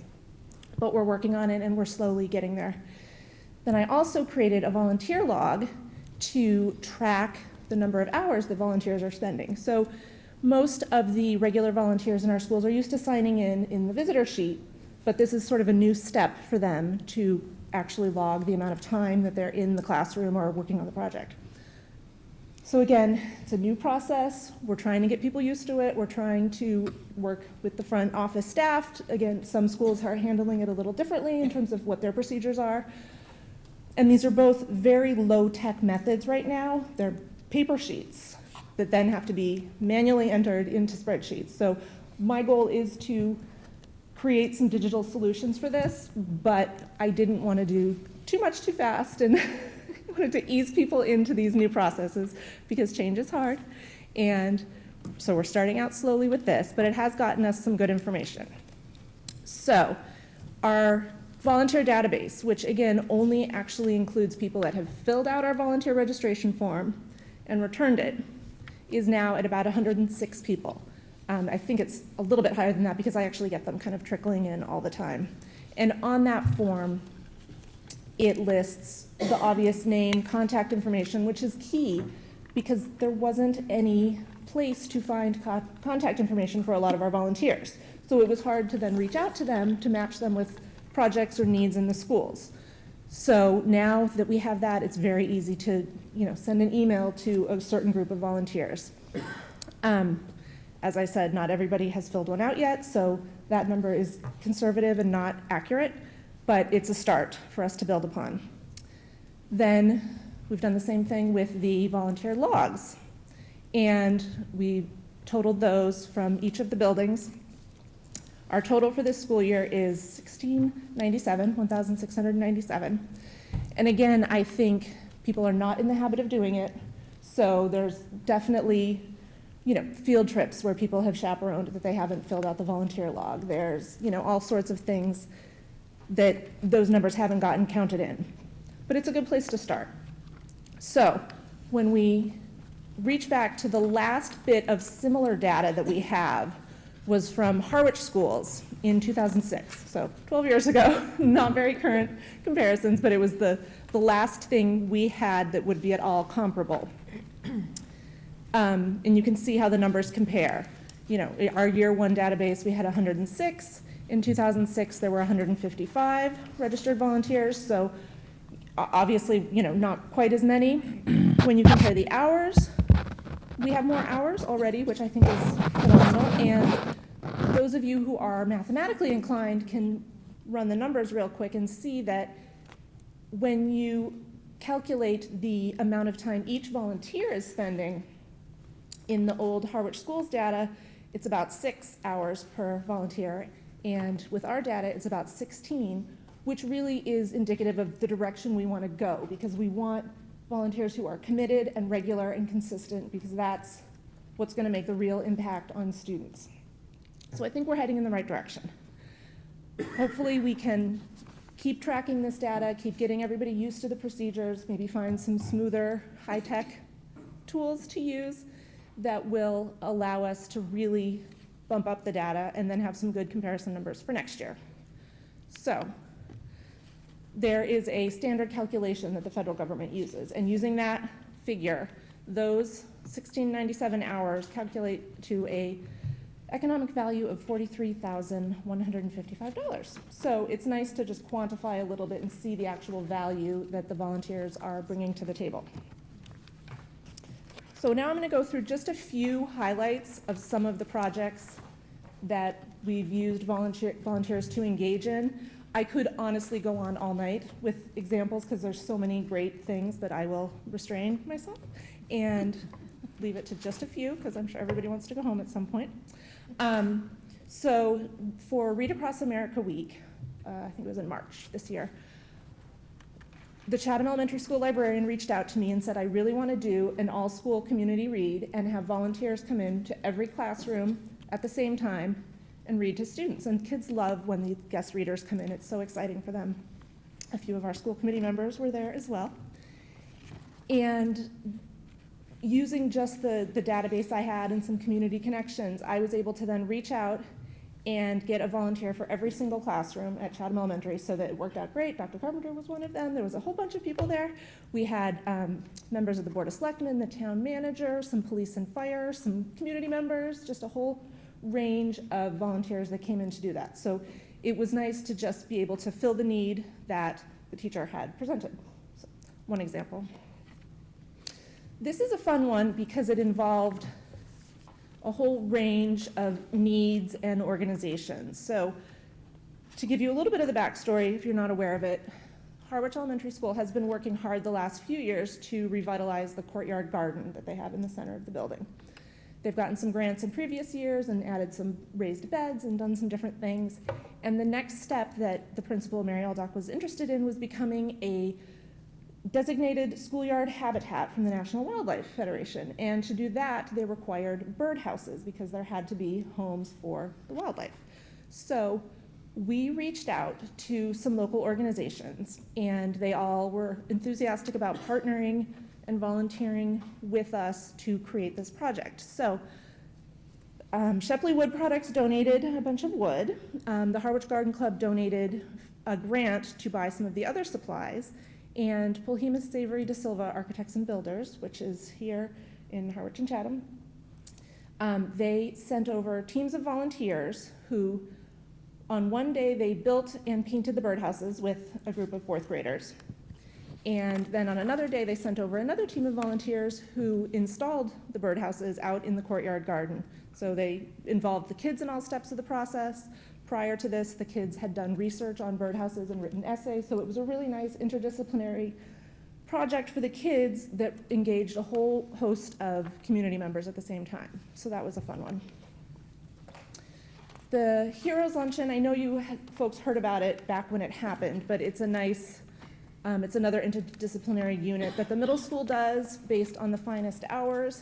They read the book, they visit some of the historical sites, they see some of the memorabilia, and then also as part of that, they invite local police, fire, Coast Guard, other military to come in. They volunteer their time. Some of them come in and talk about their experiences. Some of them sit down for interviews with the students, and then they hold a luncheon right at the end. The kids actually go to the Chatham Orpheum, which donates the space. They watch the movie.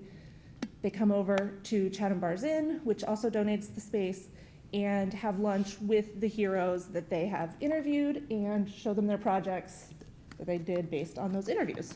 So it's another one of those examples of a whole bunch of different pieces from the community coming together. A bunch of restaurants donated the food. We had other parent volunteers who came in to help with the actual luncheon, so it was just a nice group effort. I wanted to talk a little bit about the student volunteers, because that's an important piece that isn't always counted in these larger conversations.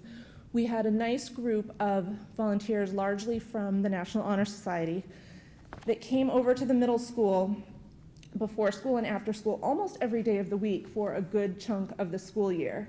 It obviously trickled off a bit in the last month or so when they had finals and graduation and all of that, but they were great about doing that. And they also were a really good resource to offer childcare on a volunteer basis for things like parent universities or other events that parents would not have been able to attend otherwise. So I just want to make sure that the students get a shout out, and that's something I definitely like to work a little bit more on, as well as getting students out there to volunteer in the community, as well as having volunteers come in and work with students, because I think it goes both ways. So the mentoring program, Mr. Burkhead so nicely mentioned it earlier.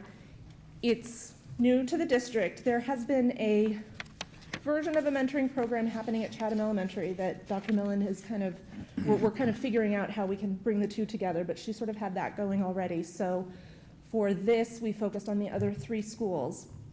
We spent the first half of the year designing the program, the training, recruiting mentors, getting that all in place.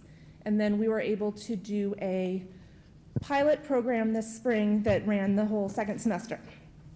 So we matched up volunteers from the community with students. We had 10 total, 3 at Harwich Elementary, 3 at Monomoy Middle School, and 4 here at Monomoy High School. And the goal is simply for the mentors to be a consistent presence in their lives, to be a listener, a friend, a positive role model that is outside of those prescribed roles of parent, teacher, somebody expecting something from the students. They're just there to support them and listen to them. And it's very reassuring to hear from Mr. Burkhead that they're seeing effects on their end as well, because we just wrapped up our last session Tuesday and now have shared feedback requests with both the mentees and the mentors. So we're gathering that data to see what we can do to change it, revise it, fix the program up for the fall, and then the goal is to recruit more mentors over the summer and launch again in the fall for a full school year program. This is just one that everybody loves so much because we have teams of volunteers who bring in their trained therapy dogs to both elementary schools. They read with the kids, they help the kids with social emotional issues, they help with literacy because the kids are less self-conscious reading to dogs than reading to kids or teachers. So it's just been a nice thing, and the volunteers in this program are so enthusiastic and so excited to be in our schools that it's so rewarding for everybody. So here's a few more that I just wanted to mention because they're good exemplars. Mrs. Oldock from Harwich Elementary contacted me and said that she had the materials for a guided reading library, which is sort of a special set of books that has leveled readers that the kids can read at their level. And she wanted the teachers to be able to start accessing them pretty quickly, and the teachers were really excited to use them in their classrooms, but they needed to be sorted and organized and shelved by level so the teachers could easily then grab the ones they needed. Teachers didn't have time to do that on the timeline that they wanted, so she called me. I put the call out to my list of volunteers, and within a day, I had 3 volunteers who went in and they completed the whole project in like a week of going in a few times a week. So it's just being able to easily connect those resources together that makes these things succeed. Teachers at Chatham Elementary specifically wanted some male volunteers for a special project they were working on. So I reached out to some connections at the Chatham Coast Guard Station. They sent over a few officers, and everybody was thrilled to be a part of it. So it was another nice success. We have our senior corps volunteers who host book clubs weekly at Harwich Elementary School for just about the entire school year. I think they start in October and they just finished up this month. So that's a really nice, consistent relationship for these kids, and it's a nice way for the teachers to be able to do a little more differentiation because they can send this smaller subset of kids who might be able to read a more challenging book off with the book club volunteers, and it's kind of a win-win for everybody. And then we have a volunteer named Donna Bender who has a program called REAP where she leads character education, and she did I think an 8-week session at Chatham Elementary School. It's interesting, Mr. Gruska had mentioned the newcomers in his public comment, and we have another fun project that we are working on right now involving a few volunteers from the newcomers. It's not complete, so I didn't want to include it, but I'll mention it since he brought them up. They have a woodworkers subgroup, for lack of a better word, within the newcomers. And we are working with them to build a little free library that's going to go in a neighborhood in Chatham that Dr. Millen has identified as having a number of students who could use easy access to books. So our goal was to have it done in time for summer vacation. It looks like we'll be maybe a week or two off track for that, but that's another case where we have the volunteers from the newcomers, we have Shepley Wood Products donating some wood, so we're kind of pulling it all together to do that. So that's another example of kind of putting these pieces together. Volunteer recognition. So just this morning, we held our volunteer recognition breakfast. One of the things that we really wanted to do was, increase is not exactly the right word because there wasn't really any sort of volunteer recognition in place in the district. You know, people were thankful to the volunteers. There were individual thanks, you know, every time they worked on a project. Principals were very thankful, but there wasn't any sort of organized recognition of volunteers. So we put together a breakfast this morning, and we had what I thought was a lovely turnout. We had about 65 people, and we included not just sort of the classroom volunteers. We also included any business that hosted an intern from the high school, because they're giving of their time to train an intern, to delegate to them. Any organization that has given grant money or scholarships to our students. The Rotaries, all of those sorts of organizations that also donate supplies and resources to our students. So it was an all-around thank you. We had little goodies for them that are pictured in the corner there that I'm happy to supply each of you with if I am allowed. Not tonight, because I didn't want to overstep any boundaries. But so, you know, that's something that we really want to use, again, as sort of a baseline to build further recognition for our volunteers and our businesses and organizations that support us. I've kind of mentioned this as I've been going, but you know, moving forward, I really just want to focus on continuing to grow the number of volunteers and to get better at having good data so we can make those connections as needed. Hopefully it can be as easy as a teacher. I actually have a Google form that the teachers have access to that they can just fill out. I need a volunteer for X, Y, and Z, and hopefully we can just make it happen like that. We want to continue to increase connections with organizations. We've been meeting with the councils on aging in both towns because I think there's a lot of potential to collaborate with them and work with their clients and their volunteers and do some really nice intergenerational things. I think that there are so many resources in our community where we can bring guest speakers in, bring them in to teach lessons, to lead clubs, to do all sorts of things. We have retirees with so many great life experiences. So I think the more that we can access that, the better. And obviously I want to recruit more mentors so we can serve more kids, starting in September. And that's it. So I'm happy to take any questions. That's a lot. Thank you so much. I'm out of breath. My goodness. Pretty sure she just put those thumbs on. Joe? Thank you. This report is going to be misread, misunderstood in ways that I can already see. Okay. Because I've heard them before. There is a free-floating sentiment in our communities that will focus on this, and it will come something like this. So help me answer it. Okay. Well, you school committee people have hired a community outreach coordinator who, by her own account, has saved the district $43,000, but you pay that person a lot more than $43,000. What's wrong with you? You spent $1 to save 50 cents. Okay. Okay? And Do I'm you going to want me to say, answer that now, or? I would love it if you would. Yes. Okay. Well, I think there are obviously many parts of it that are not quantifiable. I think if you go back to, for example, the Heroes Luncheon that we held at Chatham Bars Inn, and food was donated by 5 different restaurants that I reached out to with, you know, made the connection with them.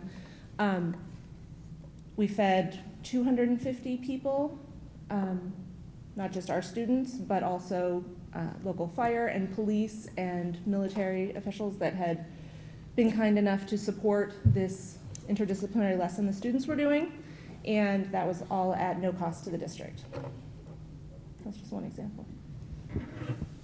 And I would also try to put the superintendent on the spot here as well, if he could speak to this point. Oh, I'd love to. I think I also want to emphasize that focusing on volunteerism is just a small piece of what Joy does too for the district. I mean, so I think tangible things that the community and school committee saw was the strategic planning community forum we had at the beginning of the school year. Joy organized that whole process going on. A piece that Joy does that as part of the community engagement is keep our website where it is. You know, so prior to Joy being in this role, Joy had actually worked for us as a consultant and we were paying her a significant amount of money each year to maintain and revamp our website, and that's part of what she currently does now, along with just a variety of other things. There's the parent universities that she's very involved with, getting up and running, and the outreach. So, so it's the breadth spans far beyond just the mentorship piece that you see. And I also think that the sort of federal government sort of quantifying sort of a reported number of hours with a dollar sign sort of doesn't do it justice. And I think the I'm getting emotional myself here. Joy was emotional earlier today, but I will say, as superintendent, I wouldn't be here today had it not been a mentor when I was in high school. And there's a guy, Jerry Finn, who I owe who I am today to him. And it was really touching to talk to two of the mentors over the breakfast this morning and to hear how they were touching the lives of a child, and hear, I think, and this for those who would consider being mentors, to hear how that child was touching their lives. And I think it was really special. So. Dina. I attended the breakfast this morning, thank and you I for want to doing so. build on what you just said, because I spent time talking to people, and the relationships is what you're speaking about. And yeah, it's hard to quantify relationships. I mean, I spoke to 3 different people who were mentoring. I spoke to the group that had the therapy dogs, and you really can't put a number on those relationships. So I want to just echo that, because that was what I walked out with. I mean, volunteerism is great, and yeah, you can log your hours in, but you're building relationships, particularly with our kids that are at risk. And that's really what I walked away with, was the relationships that you have created, and I appreciate what you've done. Well, thank you. Anything else, Joe? I wasn't invited to the breakfast, so. You were. You were too. Oh, All school okay. committee. Yes, and I did neglect to thank Ms. Games for speaking on behalf of the school committee this morning at the breakfast. And I want to give Leah Tembolio a shout out, because she was very helpful with the logistics, planning it all. So I appreciate that. And yes, you were invited. Just a comment, Madam Chair. I just wanted to introduce Madam Chair to, it worked so well last year with Donna. Joe's got a good point. However, I look at this presentation, Joy, and I say to myself, if you weren't on board, it wouldn't have gotten done. So this is the first year of kind of bringing some concreteness to the hope in the next 3 years of doubling, tripling the number of women and men who say, hey, I'd like to be in for 5 hours. That's all good stuff. So, and I agree with the 2 other speakers that some of the stuff that we do in public schools, there's not a money attached to it that you can say it was all worth it, especially in the first 14 months. So nice beginning. It'll be nice to see this as as it integrates into a variety of things that you're being able to invite people in, so, good job. Thank you. Great report, Joy. I think it's a piece of what you do of a larger Yes. picture. And I think that's really what I've taken away from this. It's not a small piece, but it's part of what you do. And, you know, we can certainly have you come back and do a presentation on every little thing that you do, but that's not necessary. This is important, and don't worry. I don't mind. And thank you very much. The other comment I would make, any employee who can bring a tear to our superintendent's eye. He was is just a copying plus. me, because, so for those of you who did not attend this morning, I myself got quite emotional and shed a few tears when I was thanking, and I'll do it again, thanking all of them. Well, thank you very much. Thank you. Thank you. Okay, we have the second reading and vote required for the superintendent evaluation. Are there any questions or comments or a motion? Not emotion, a motion. Emotion. I vote to approve the superintendent's evaluation report that was presented at our last meeting. I would second that. All in favor? Aye. Any opposed? Abstentions? Seeing none, motion carries. Nailed it. Okay, moving on to the summer school committee meeting schedule. Fantastic news, folks, fantastic news. I would like to suggest that, and it has also been requested, or unless you would like to take the wheel on this one. I'm happy to. You can, okay, you go for it.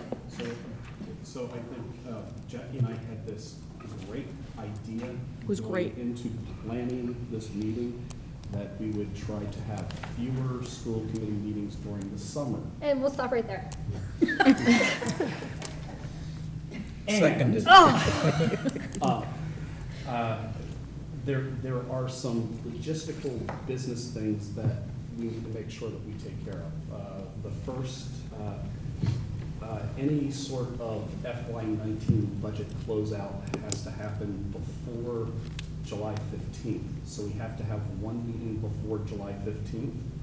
So I would recommend that we have a meeting July 11th, which is the Thursday. Then when it comes to later in my report, I was going to sort of discuss conversations that we've been having at the administrative level on a request for proposals for infant, toddler, preschool coming in. So if we put out a request for proposals, we would be vetting them in the sort of middle of July and would need to bring those proposals, or at least a recommendation back to the school committee to engage with a entity. So we would need to do that before the end of July. So the suggestion I would have is that we have a meeting on the 25th of July. I'm on vacay. What's that? Oh, no, I'm not. Darn You it. can Skype in. Darn it, I'm not gone yet. To have a meeting on the 25th of July that would be very focused. So it would be to have a presentation from whoever we recommend we partner with for infant, toddler, preschool, and available classroom spaces. The other thing that I want to see happen at that meeting is the admin team will be meeting during the week of the 24th of this month, focused, locked in a room, focused on strategic objective number 1, and talking about where we're going to head over the next school year. So we want to do a presentation with back to you on the strategic plan and where we'll be taking it as a school district as we look forward into the next school year. But that can also, I think, involve a little report out on where we are and where we'll be going with it. So so a very focused meeting on that day.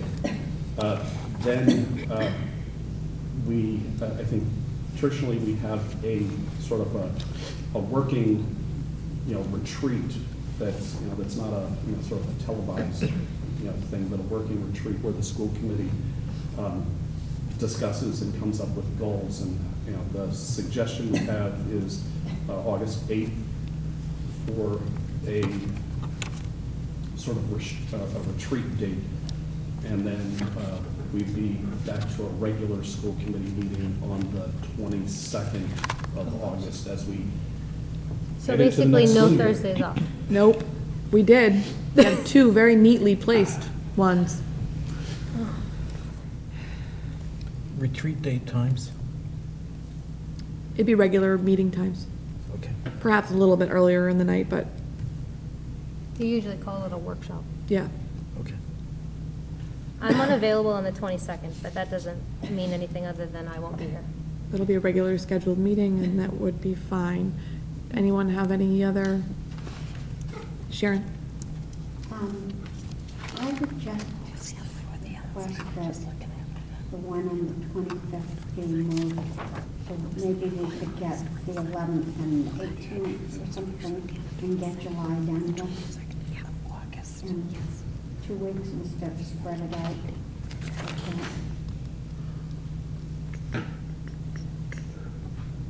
We could, it's, No, you're, oh yeah, you could. push my button. Push your My button. bad.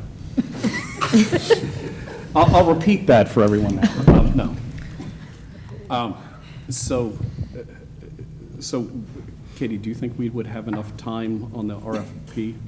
So we could do the 18th if the 18th works better than the 25th. It'll just be tight for us. I think it would be so great to be able to have some time to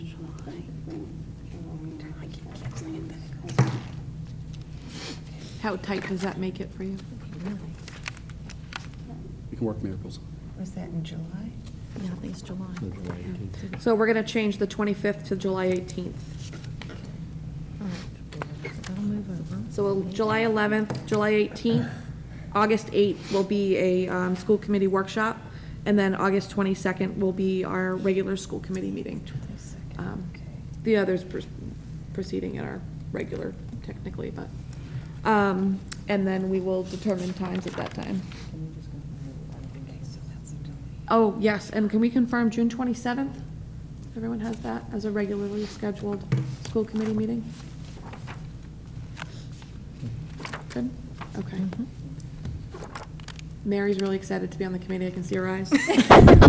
She was promised summers off.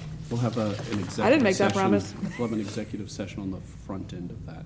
On the front end of June 27th. So just at 6:30 or earlier? Yeah, I think 6:30 is fine. June 6th. 6:30? 6 for executive session. Yes, 6 for executive session. 6 o'clock. Sorry. Yeah. Okay. Yes. All right. Everybody good? We're gonna move on. We're gonna move on to the subcommittee roles. In your folders, you should have copies of what I hope works out well. There was a lot of erasing and redrawing and erasing and redrawing, but I tried my best to do a couple things, wanting to make sure everything was balanced, have a little consistency in people that were on the committee or had been in the past, give new folks and other folks some exposure to some new committees for growth, and then also, the first thing I did was try to give everybody what they wanted. So are there any questions? I think one of the only changes this year is with warrant and payroll. We only need one signature for payroll, so I had put Joanne in as that, and then as an alternate, Tina and you two can work together. And certainly if that doesn't work out, we always can have someone else go in and do that, but we don't need as many as we normally do for that. Warrants will still come to the regular school committee meetings for signature unless there's an emergency.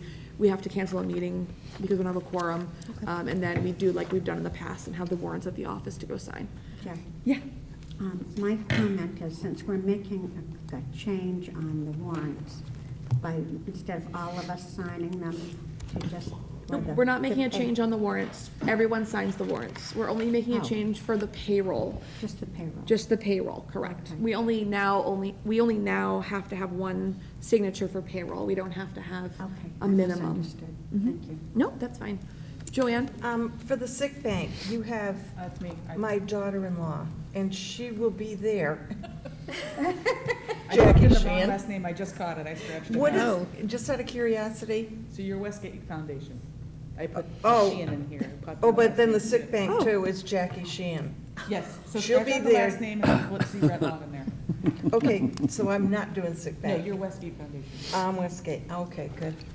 How is Jackie doing? She's doing well. She just finished school today, so she You'll be missed. will be wanting to get Well, and into my this paper doesn't again. even say Sheehan next to it, so I'm like, who's Jackie? I drew a picture, it was a stick purse. I printed my own out. Okay, everybody good? Katie looked Oh, like she was- Katie, did you have something else to say about warrants or payroll? Wanted to say that they will be brought to meetings so everyone. Right, like we normally do. We can release the payroll with one signature, which is why we've changed that. Okay, great. Joe? So the sick bank is going to be something that you're covering?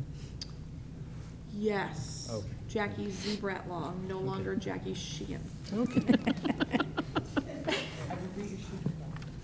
Joe, would you like a new copy of that?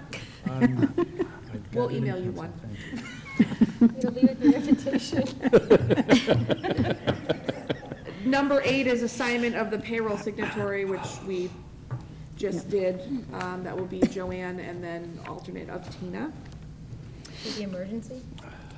And the emergency accounts payable signatory would be, the alternate would be Tina, and then we would back down to probably myself.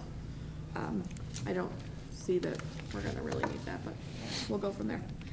Number 10, first reading of job description, administrative assistant to the thank you, Director of Student Services.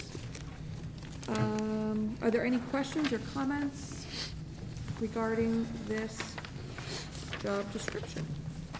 Just to let you know, as this is the last of sort of the central office clerical staff members that we've brought to you, and I think what we've mentioned before is that, we essentially took a half-time FTE reduction on some level because we needed to have Tony London's position absorb being the transportation coordinator for the district to liaison with Cape Cod Collaborative as we move into the sort of new transportation for next year. So we needed to offload some pieces that Tony did to others and just make sure that that we're updating each job description to really reflect what they're doing now and what we need each role to pick up as we go forward in the new school year.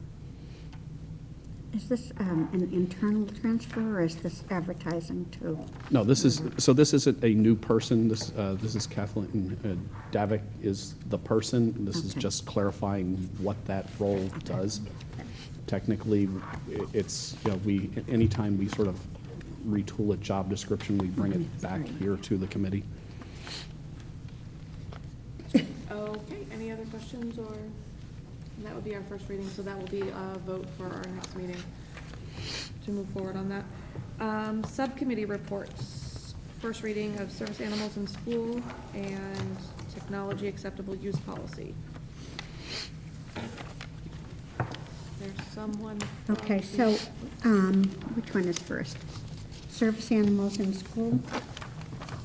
So as you can see, if you look at your little handout here, that's 4 pages, in the red, basically, there's been a changed position. Instead of having the superintendent give permission for various things, it's appropriate to have the principal. So that was just updated, a couple of little phrases eliminated. All staff will be notified in their building if animals are present in order to address potential staff allergies that might impact their workday.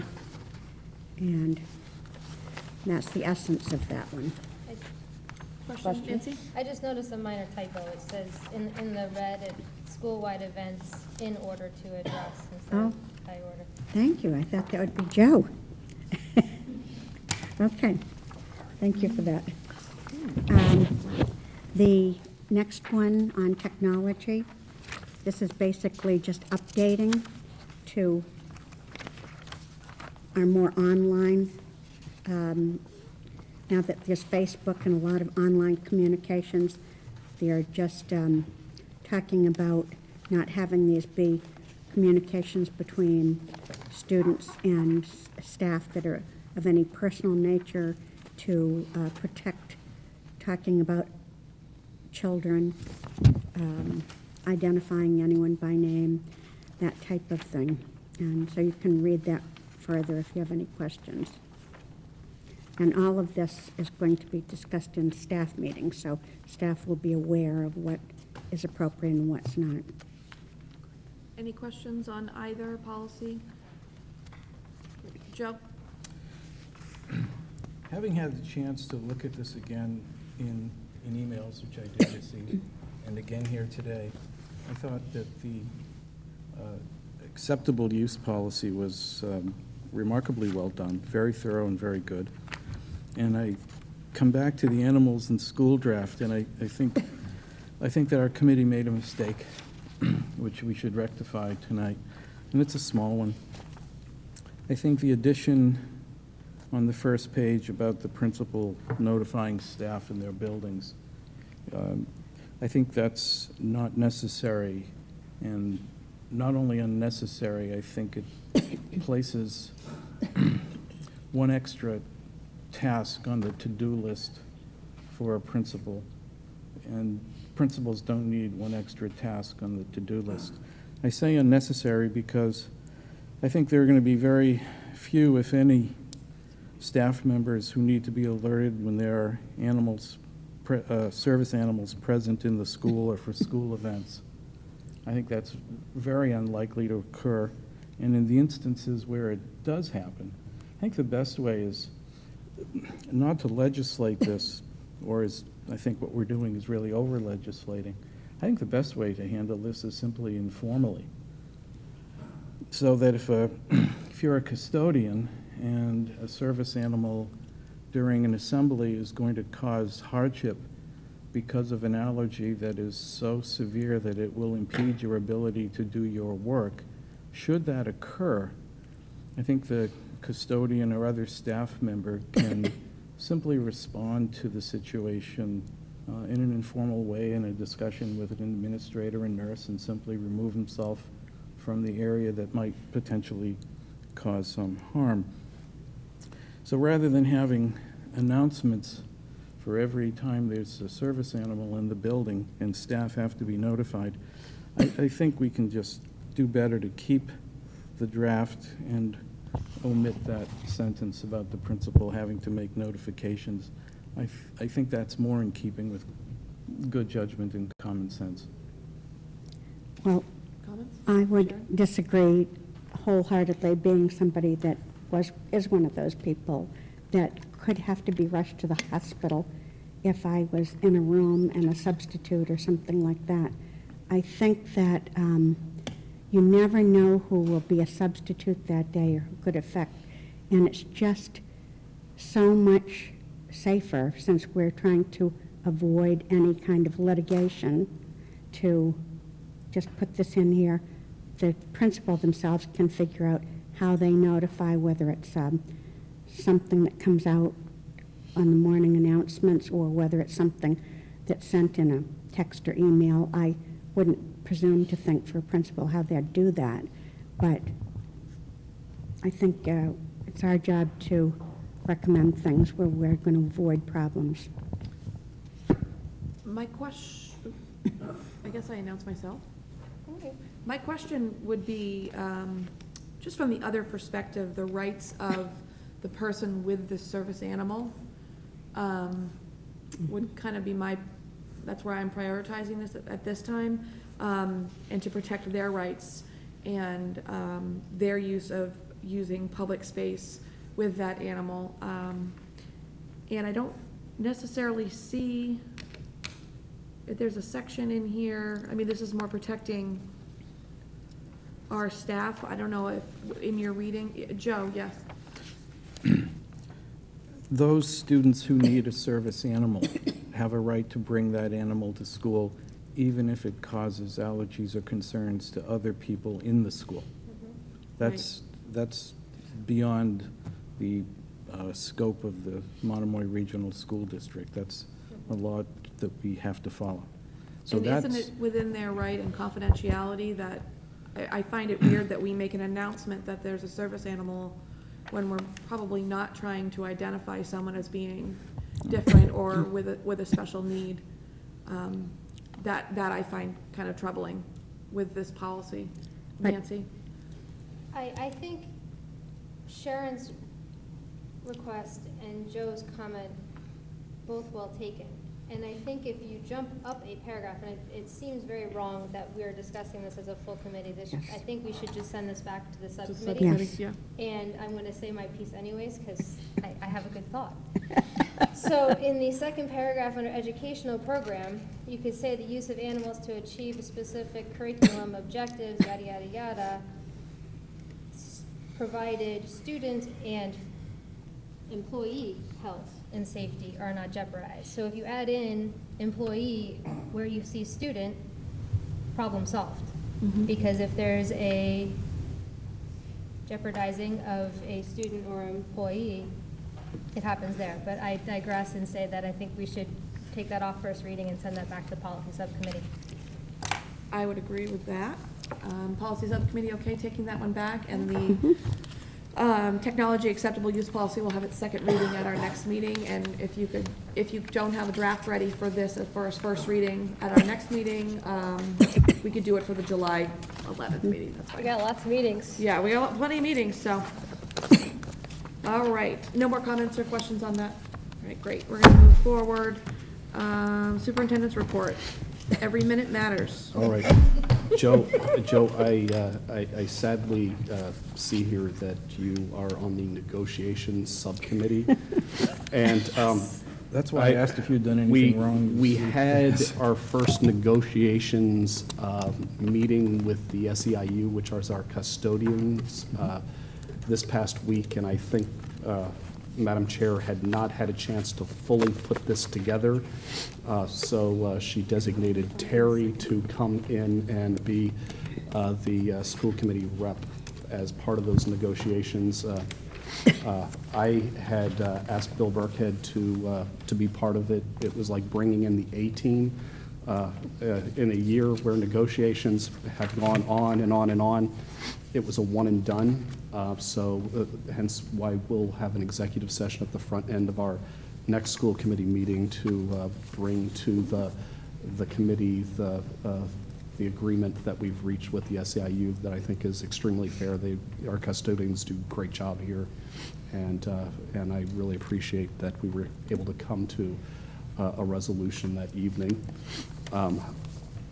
In terms of the other thing that will be upcoming, as I mentioned, we are about to put out a request for proposals to look for an entity to partner with us for infant, toddler, and preschool. We'll look at possibilities at Harwich Elementary School and Chatham Elementary School and see what the interest is in the proposal. I anticipate that July 9th, which is 2 days before our next meeting, we would have a parent forum to invite families who might be interested in full day, full year preschool or infant toddler care to come in, and we would have sort of a requirement as part of this request for proposals that, you know, if you're an entity interested, that we would want you there as part of this meeting, so you can hear what the parents' wants and needs are in our community. Let's see, I mentioned that we'll have a school committee meeting coming up, the following one that would have focus on the administrative meeting that we'll have on the strategic plan during the week of July 4th. And then last, just a little lessons learned. As people mentioned, I did invite 4 ELL parents. Actually reached out to to the mom and dad of 4 children who immigrated here and wanted wanted to invite them to speak at graduation, and there were some interesting lessons learned for me as the superintendent. I first went to Mimi, one of our ELL teachers here at the high school, and just chatted with her about a family. I wanted to sort of get the cultural spread that we had in our senior class, and then got a chance, at least for a little while, to walk in her shoes. In that, I have a great appreciation of the outreach that's needed to go and connect with some families that I think sometimes may feel a little disenfranchised with the system. So it was a lot of coffee, not in my office, but in some cases, going to their place of employment, or going to their house on a Sunday afternoon or a Saturday morning, and just sort of talking about, hey, here's my thought for graduation remarks.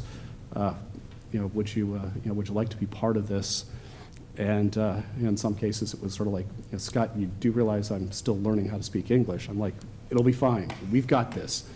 And then I also really wanted to emphasize that there was power in them saying something from their language, and invited each of them to speak in patois or Creole or Spanish or Nepalese. And I did think it came together well, but it kind of it also gave me the opportunity in each case to have questions to share back with my team as I'm asking the parents, what can we as a school do better to connect with your community?